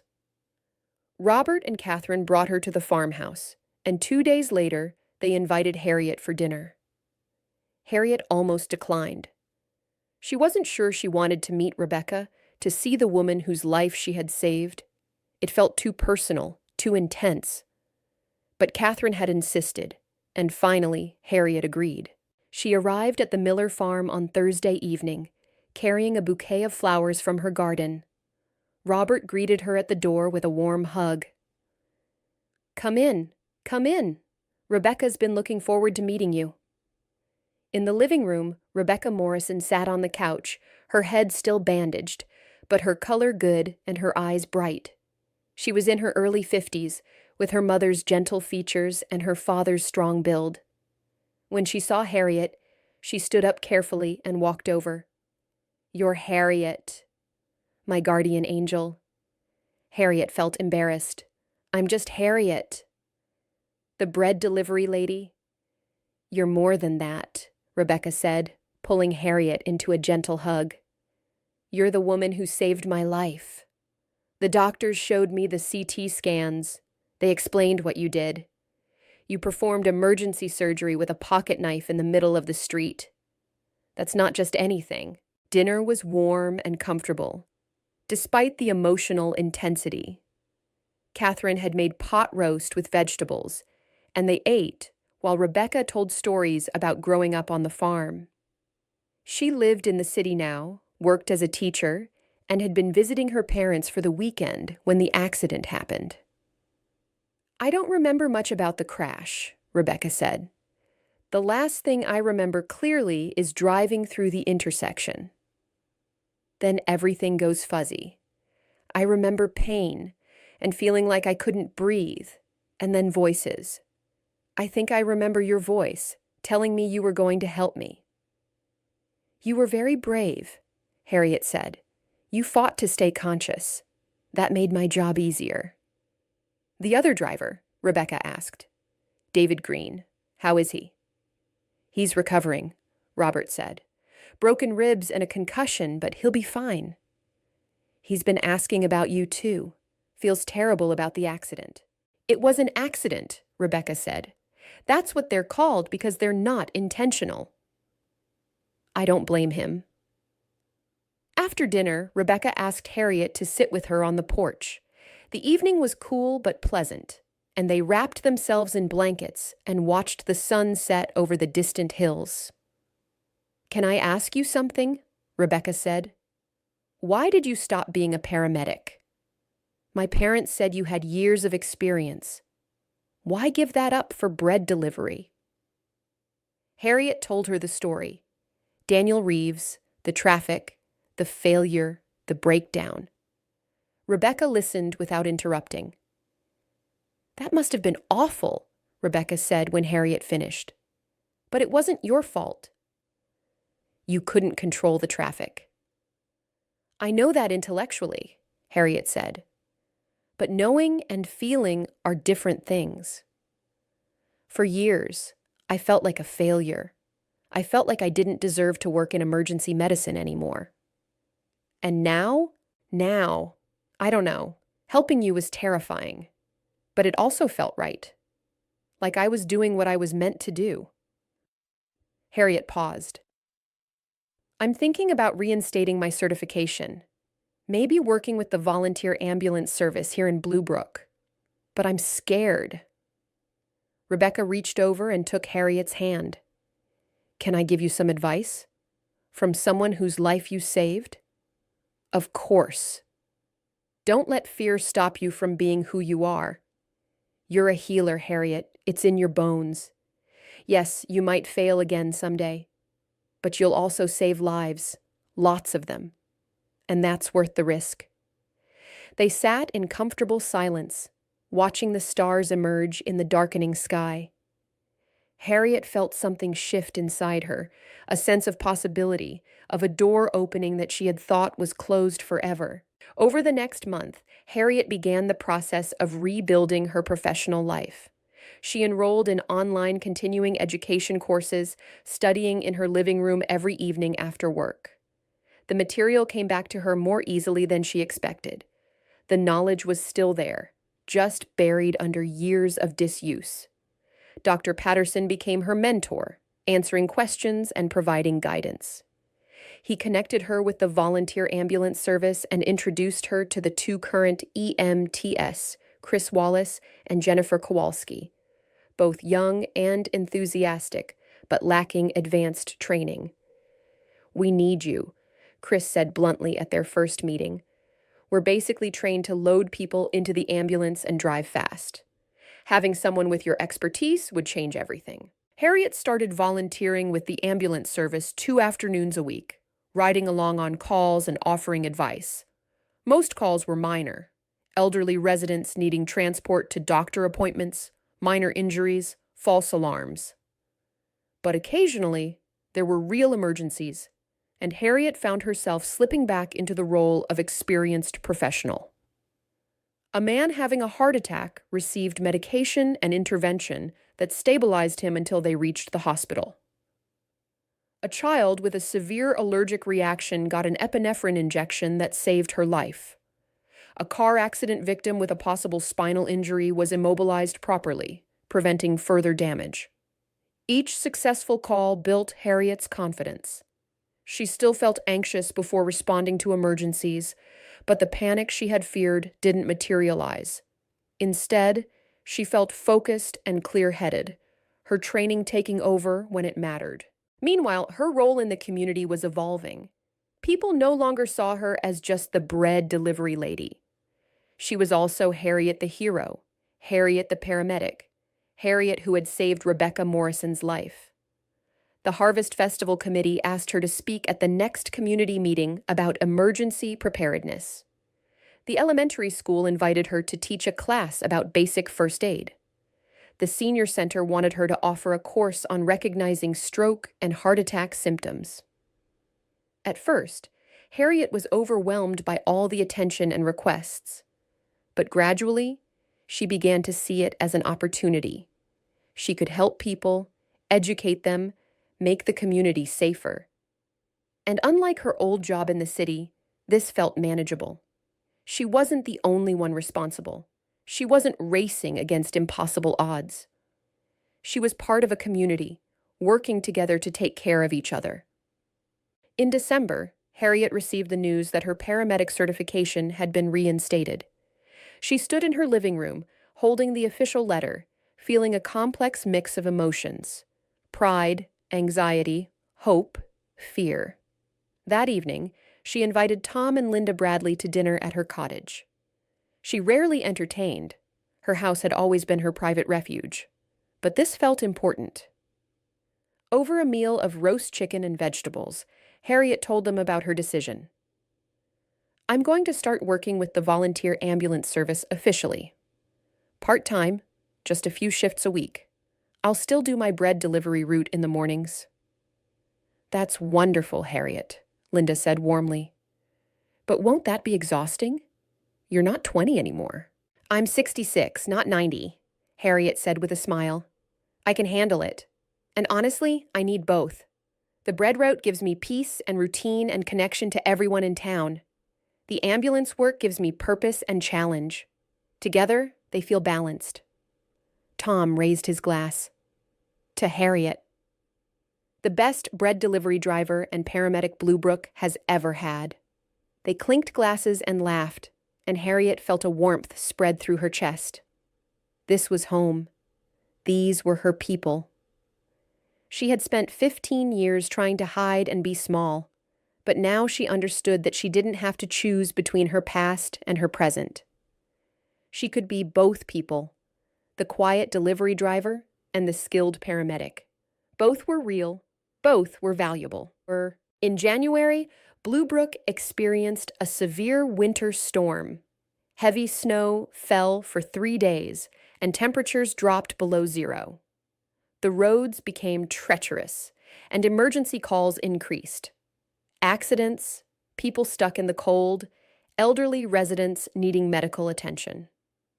Harriet worked around the clock, coordinating with Chris and Jennifer to respond to calls, making difficult decisions about which patients needed immediate hospital transport and which could be treated at home. Dr. Patterson came out of retirement temporarily to help at the small urgent care clinic, and they worked together like a well-oiled team. One night during the storm, they received a call about a woman in labor, trapped in her home by the snow with roads impassable. Harriet and Chris made it to the house in the four-wheel drive ambulance, navigating drifts and icy patches. The woman, Sarah Martinez, was in active labor with her second child.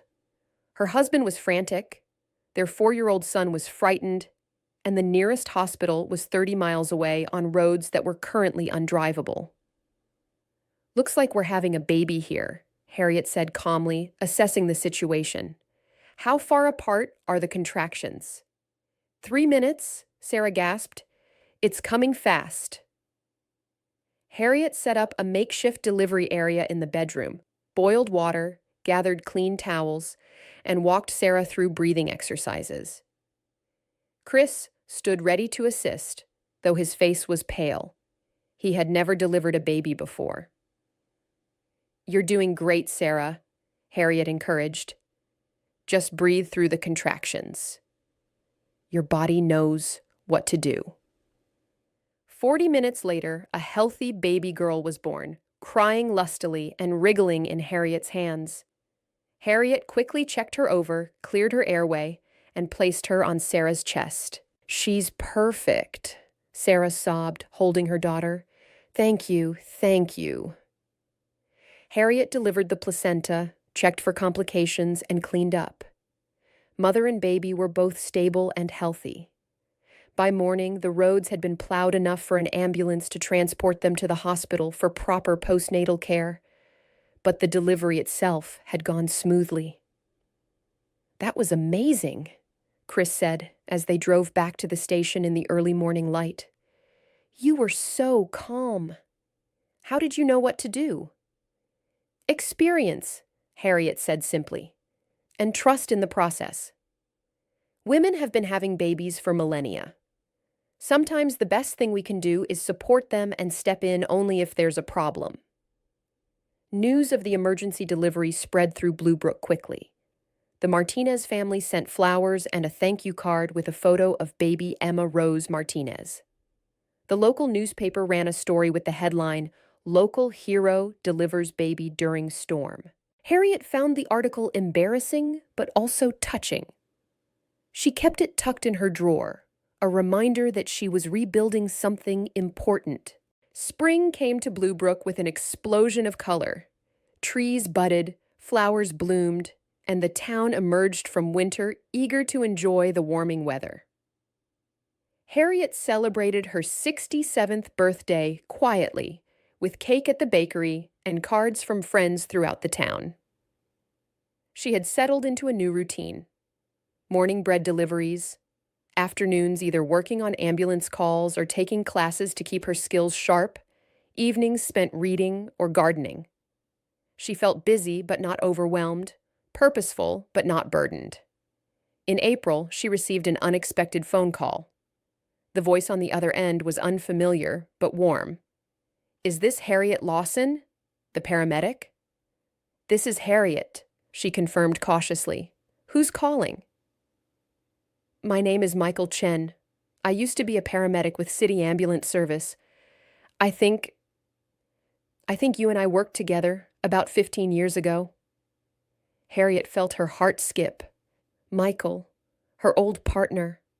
She hadn't heard from him since she left the city. "Michael," she said softly. "Yes, I remember. How did you find me?" "I saw the news article online about the accident you handled in Bluebrook. The story mentioned you used to work in emergency services, and I recognized your name. I've been trying to find you for years, Harriet. After you left so suddenly, I was worried about you." They talked for over an hour. Michael had retired from the ambulance service 2 years ago and now taught emergency medicine at a community college. He had married, had 3 children, and seemed content with his life. "I always wondered what happened to you," he said. "After Daniel Reeves died, you just disappeared. I tried calling, but your phone was disconnected. Your apartment was empty. It was like you vanished." "I needed to get away," Harriet explained. "I couldn't handle it anymore, Michael. The pressure, the guilt, the nightmares. I was broken." "I know," Michael said gently. "We all understood." But we missed you, Harriet. You were one of the best paramedics I ever worked with. What you're doing now in Bluebrook, it sounds like you've found your way back." "I think I have," Harriet agreed. "It took 15 years and an unexpected crisis, but I think I'm finally where I'm supposed to be." Michael invited her to visit the city sometime, to meet his family and reconnect with old colleagues. Harriet promised she would think about it. The thought of returning to the city still made her anxious, but maybe someday she would be ready. In May, the town organized a ceremony to honor Harriet officially for her actions during the Harvest Festival accident. Mayor Patricia Collins presented her with a plaque and a key to the city, Bluebrook's highest civilian honor. "Harriet Lawson exemplifies the best of our community," the mayor said in her speech. "She's been a quiet, steady presence in our town for 15 years, delivering our daily bread and bringing kindness to everyone she meets. But when crisis struck, she revealed herself to be a hero. She saved Rebecca Morrison's life through her skill, courage, and quick thinking. Today we honor not just what she did that day, but who she is: a dedicated professional, a caring neighbor, and a valued member of our community." The town square was packed with residents for the ceremony. Harriet stood on the small stage, feeling embarrassed, but also deeply moved. She looked out at the crowd and saw so many familiar faces: the Bradleys, the Chens, Dr. Patterson, Dorothy Palmer, Eleanor Hartley, the Millers with Rebecca at their side, and dozens of others who had become her friends over the years. "I don't have a fancy speech prepared," Harriet said when handed the microphone. "I just want to say thank you. Bluebrook gave me a home when I needed one. This town accepted me without questions and let me heal. What I did during the accident wasn't heroism, it was just instinct and training. But being part of this community, watching out for each other, taking care of each other, that's what real heroism looks like. You've all been heroes to me, every day. Thank you for letting me belong here." The crowd erupted in applause. People were crying. Not just little old ladies, but tough farmers and hard-bitten veterans. Harriet descended from the stage and was immediately enveloped in hugs. Rebecca Morrison was among the first to reach her. "I'm back at work now," Rebecca said, "teaching third grade again. Every day I tell my students about my guardian angel who saved my life. You're my inspiration, Harriet." David Green, the other driver from the accident, also came forward. He had made a full recovery and had become an advocate for safe driving. "I want you to know that I finished my community service," he said. "And I'm teaching a driver's education course now, trying to prevent accidents like the one I caused. What you did for Rebecca and me, giving us a second chance, it changed my life. I'm not taking that chance for granted." As the sun set and the ceremony ended, Harriet walked home slowly, carrying her plaque and key to the city. Her cottage looked welcoming in the evening light, flowers blooming in the garden, curtains glowing golden from the lamps inside. She put the plaque on the mantel in her living room, next to a photo of the ambulance crew from the winter storm response. Then she made tea and settled into her favorite armchair with a book, but she didn't read. Instead, she sat thinking about her journey, from the city to Bluebrook, from paramedic to bread delivery driver and back to paramedic again. It hadn't been a straight path, and there had been years of pain and fear. But somehow, she had ended up exactly where she needed to be. The past would always be part of her. Daniel Reeves would always be a memory she carried, a reminder of human fragility and the limitations of even the best efforts. But he was no longer a weight that crushed her. He was instead a reminder of why her work mattered, why every life saved was a precious gift. Harriet thought about all the people she had helped over the past months since the Harvest Festival: Rebecca Morrison, baby Emma Martinez, the heart attack victim, the allergic child, and countless others. She had made a difference. She had reclaimed her purpose. And she had done it without losing the peace she had found in Bluebrook. The town remained her sanctuary. The bread route remained her meditation. The quiet cottage remained her refuge.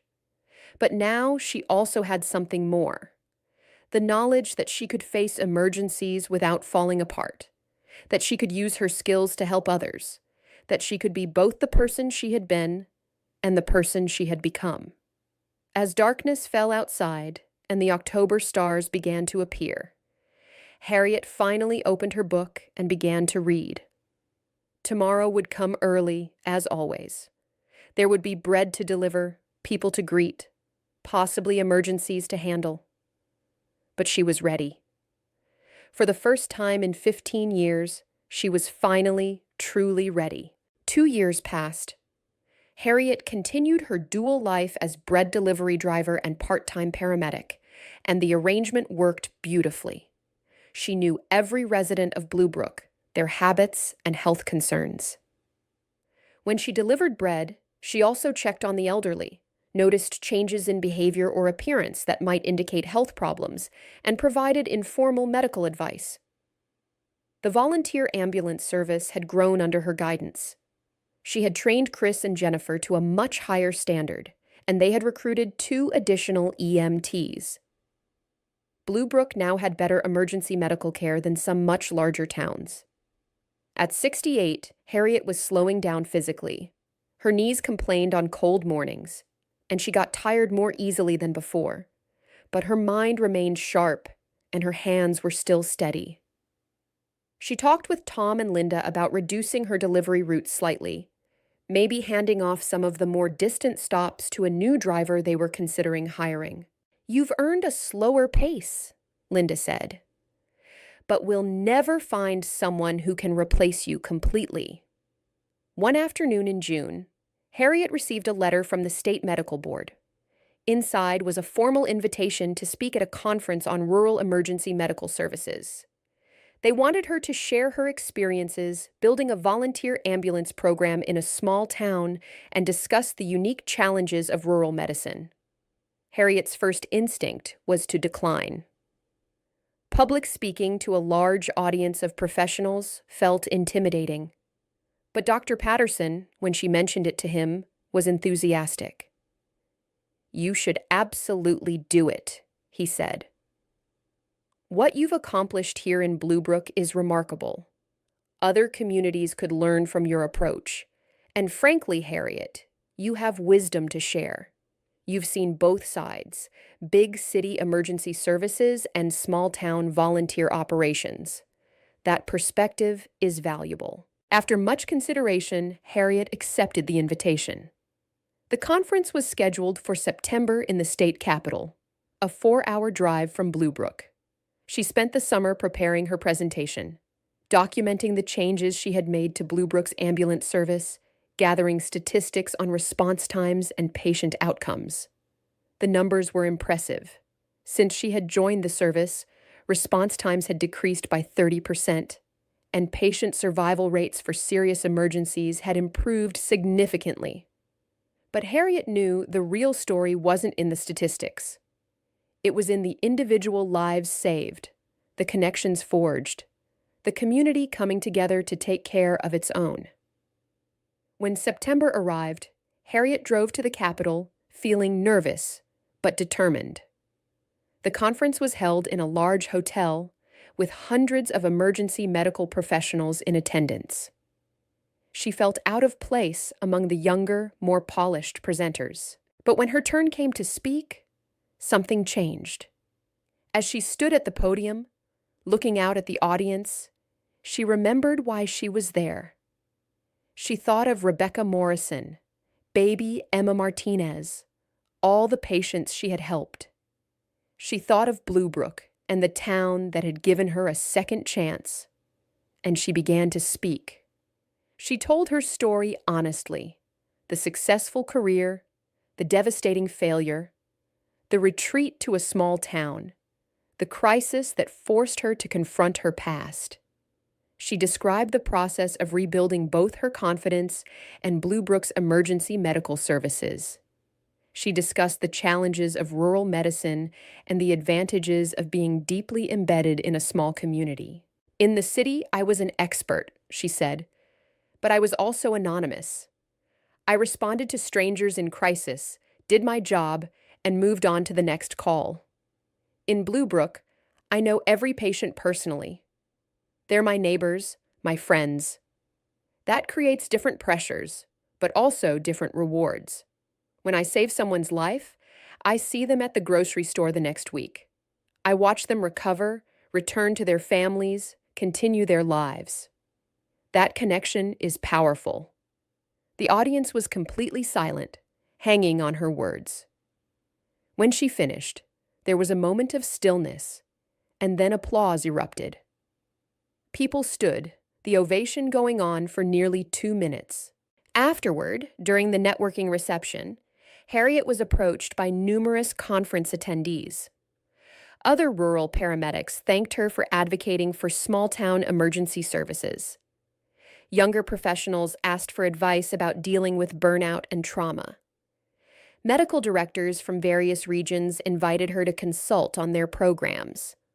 One conversation stood out. A woman in her 40s approached, introducing herself as Dr. Sarah Reeves. "I need to talk to you," she said, her voice intense. "You mentioned in your presentation that you had a traumatic case that caused you to leave emergency medicine. A young man who died while you were stuck in traffic?" Harriet felt her stomach clench. "Yes, Daniel Reeves.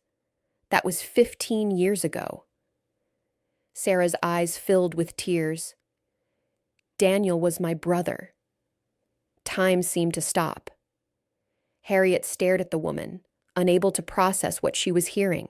"I'm so sorry," Harriet whispered. "I'm so sorry. I couldn't get there in time. I tried, but the traffic—" "I know," Sarah interrupted gently. "I know. I read the reports. I know it wasn't your fault.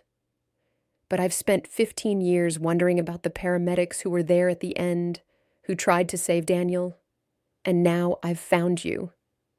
They moved to a quiet corner of the reception hall and talked for over an hour. Sarah explained that Daniel had been her younger brother, that his death had devastated their family, but also inspired her to become a doctor specializing in emergency medicine. "I wanted to honor his memory by saving others," Sarah explained. "In a way, Daniel's death created meaning. It drove me to this career." "But he shouldn't have died," Harriet said, tears streaming down her face. "If I had gotten there 5 minutes earlier—" "Then maybe he would have lived, or maybe not," Sarah said. "The doctors told us his injuries were severe. Even if you had arrived immediately, survival wasn't guaranteed. What happened was a tragedy, Harriet, but it wasn't your fault. You need to stop carrying that guilt." "I've tried," Harriet admitted. "For 15 years, I've tried to move past it. Some days are better than others." Sarah reached out and took Harriet's hands. "My family would want you to know that we don't blame you. We never did. And Daniel, if he were here, would be proud of what you've accomplished. You've saved so many lives since his death. That's his legacy too, in a way. You honored him by continuing to serve." They exchanged contact information and promised to stay in touch. When they parted, Harriet felt lighter, as if a weight she had carried for 15 years had finally been lifted.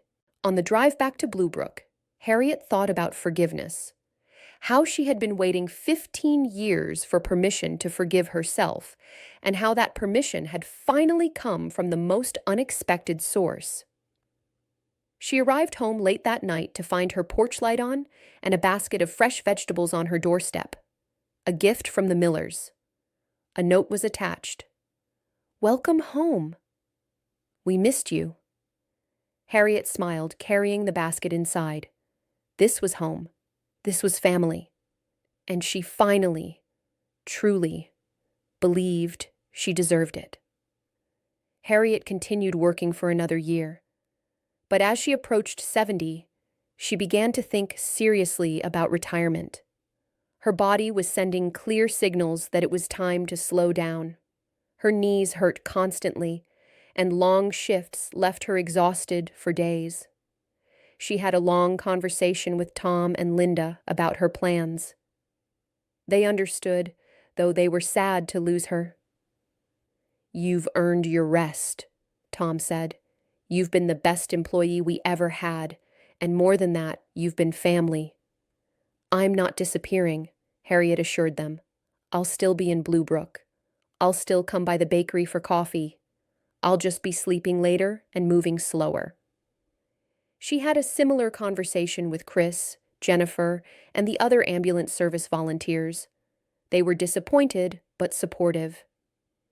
"You've built something amazing here," Chris said. "This program will continue because of the foundation you laid, and we'll always be grateful." Harriet suggested they hire a younger paramedic from outside Bluebrook to take over the advanced medical responsibilities. She would stay on as a consultant and trainer, helping to ensure a smooth transition. Her last day as a bread delivery driver was emotional. She made her usual route, but at each stop, people were waiting with cards, gifts, and tears.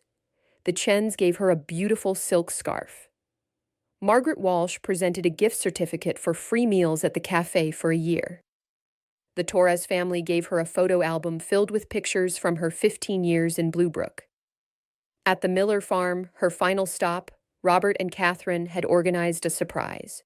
Their entire extended family was there, including Rebecca and her 2 children, aunts, uncles, cousins. They had prepared a feast and invited Harriet to stay. "You're not just our bread delivery person," Catherine said, hugging Harriet tightly.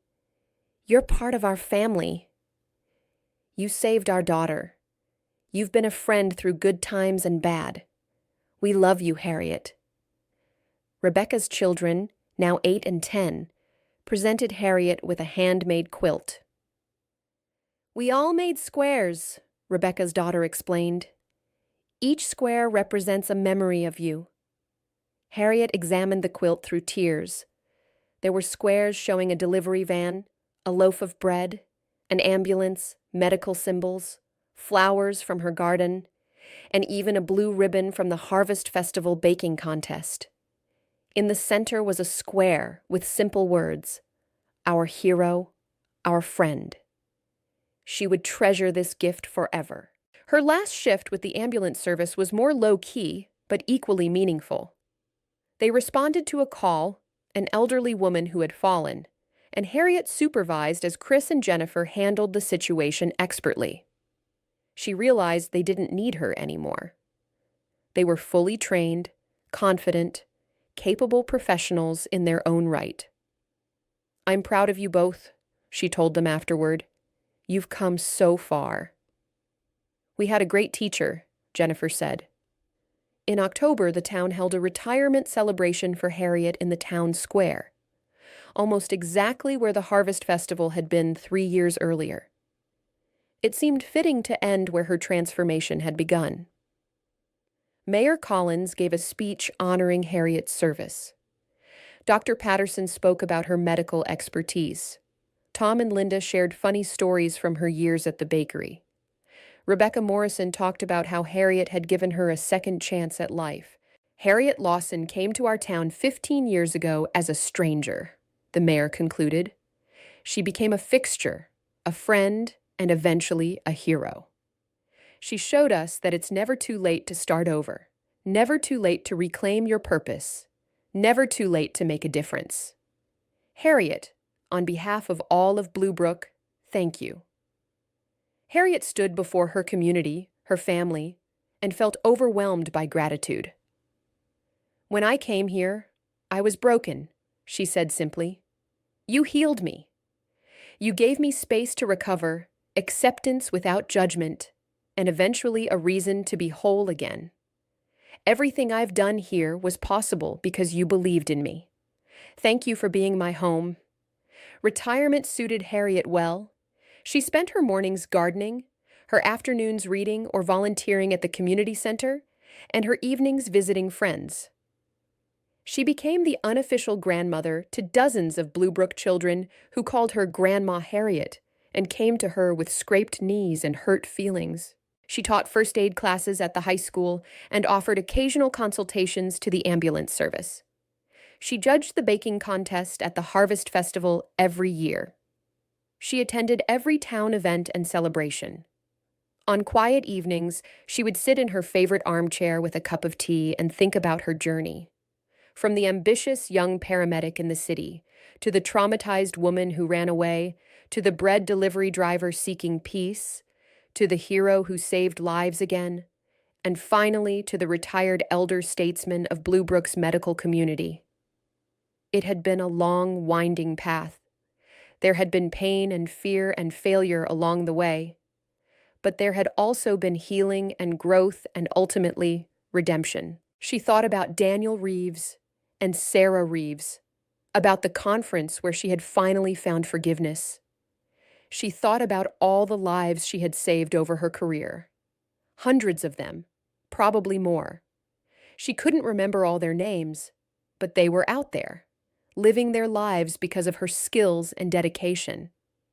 And she thought about Bluebrook, the small town that had given her everything: community, purpose, love, home. At 71, Harriet Lawson felt content. Her life had not gone according to plan. She had faced tragedy and made mistakes. She had run away from her problems and then had to face them again. But in the end, she had found her way to exactly where she needed to be. Some evenings, she would walk down Main Street, past the spot where Rebecca Morrison's accident had happened 3 years ago. The intersection looked completely normal now, just another corner in a small town. But for Harriet, it would always be the place where her two lives came together, where her past and present merged, where she remembered who she was and decided who she would become. The bakery still operated, now with a new delivery driver, a young woman named Annie who was eager to learn the roots. Harriet had trained her personally, teaching her not just about delivering bread, but about the importance of connection, of checking on people, of being part of the community fabric. "You're not just bringing bread," Harriet had told Annie. "You're bringing a piece of consistency and care to people's days. Don't rush. Take time to talk. Remember details about their lives. That's the real job." Annie had listened carefully and seemed to understand. Harriet felt confident that the tradition would continue. 5 years after her retirement, at 75 years old, Harriet attended the grand opening of the Bluebrook Medical Center, a new facility built to serve the growing town. The center included an expanded urgent care clinic, a small surgical suite, and a state-of-the-art ambulance bay. At the dedication ceremony, Mayor Collins announced that the ambulance bay would be named the Harriet Lawson Emergency Response Center. "This woman saved our town," the mayor said. "She saved individual lives, yes, but she also saved our community's ability to care for itself. The emergency medical program she built continues to serve us, and now it has a permanent home. It's only fitting that we honor her contribution." Harriet stood with her friends, the Bradleys, the Millers, Dr. Patterson, now 90 but still sharp, Eleanor Hartley, an amazing 97, and dozens of others, and watched as the plaque was unveiled. Rebecca Morrison, now a school principal with teenage children, gave a speech about how Harriet's actions that October day had given her 15 additional years of life, years in which she had seen her children grow, achieved her career goals, and contributed to her community. "Every day I live is a gift from Harriet Lawson," Rebecca said, her voice breaking with emotion. "And I've tried to make those days count." The new facility would serve Bluebrook for generations to come. Young paramedics would train there, patients would be treated there, lives would be saved there, and Harriet's name would be permanently associated with the place, a reminder that one person's courage and skill could transform an entire community. At the reception following the ceremony, Harriet was surrounded by well-wishers. Children who didn't remember her working days knew her as the nice old lady who always had candy in her purse and could bandage any injury. Adults shared stories about how she had helped them or their family members over the years. Chris Wallace, now the director of emergency services, approached with his wife and 2 young children. "Harriet, I want my kids to meet the woman who taught me everything I know." The children looked up at Harriet with wide eyes. "Are you really a hero?" the older child asked. Harriet knelt down carefully. Her knees were worse now, but she managed. "I'm not a hero," she said gently.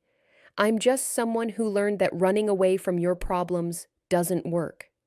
You have to face your fears, use your skills, and help people when you can. That's not heroism. That's just being human." "But you saved lives," the child persisted. "I did," Harriet acknowledged, "and that was a privilege. But the people of this town saved me first. They gave me a home when I needed one. They let me heal. They reminded me who I was. That's real heroism, the quiet kind, the everyday kind, where people take care of each other without expecting recognition." As the sun set over Bluebrook that evening, Harriet stood outside the new medical center, looking at her name on the building. She felt a profound sense of peace. Her journey had been long and difficult, but it had led her here, to this moment, to this place where she was valued and loved and remembered. She thought about all the people who had shaped her path. Michael, her old partner who had recently visited Bluebrook with his family. Sarah Reeves, who had given her the gift of forgiveness. Daniel Reeves, whose death had broken her, but whose memory had also driven her to save so many others. Tom and Linda Bradley, who had given her a job and never asked uncomfortable questions. The entire town of Bluebrook, which had wrapped her in its embrace and never let go. And she thought about the future, the young paramedics who would work in this building, the patients who would be treated here, the lives that would be saved within these walls. Her legacy would continue long after she was gone. Harriet walked home slowly, her steps careful but steady. The October air was crisp and clean, full of the scent of fallen leaves and wood smoke. Her cottage was warm and welcoming, just as it had been for 20 years. She made tea, settled into her armchair, and opened a book. Outside, the town slept peacefully, protected by the emergency services she had helped build. Tomorrow would bring new challenges, new joys, new ordinary moments that made life precious. And Harriet Lawson, once broken, but now healed, once lost, but now found, once afraid, but now at peace, was exactly where she belonged. She had saved lives, but in the end, Bluebrook had saved hers. If this story touched you, don't forget to like, comment, and subscribe. We'd love to hear what inspired you the most. And where in the world are you watching from? Let us know below.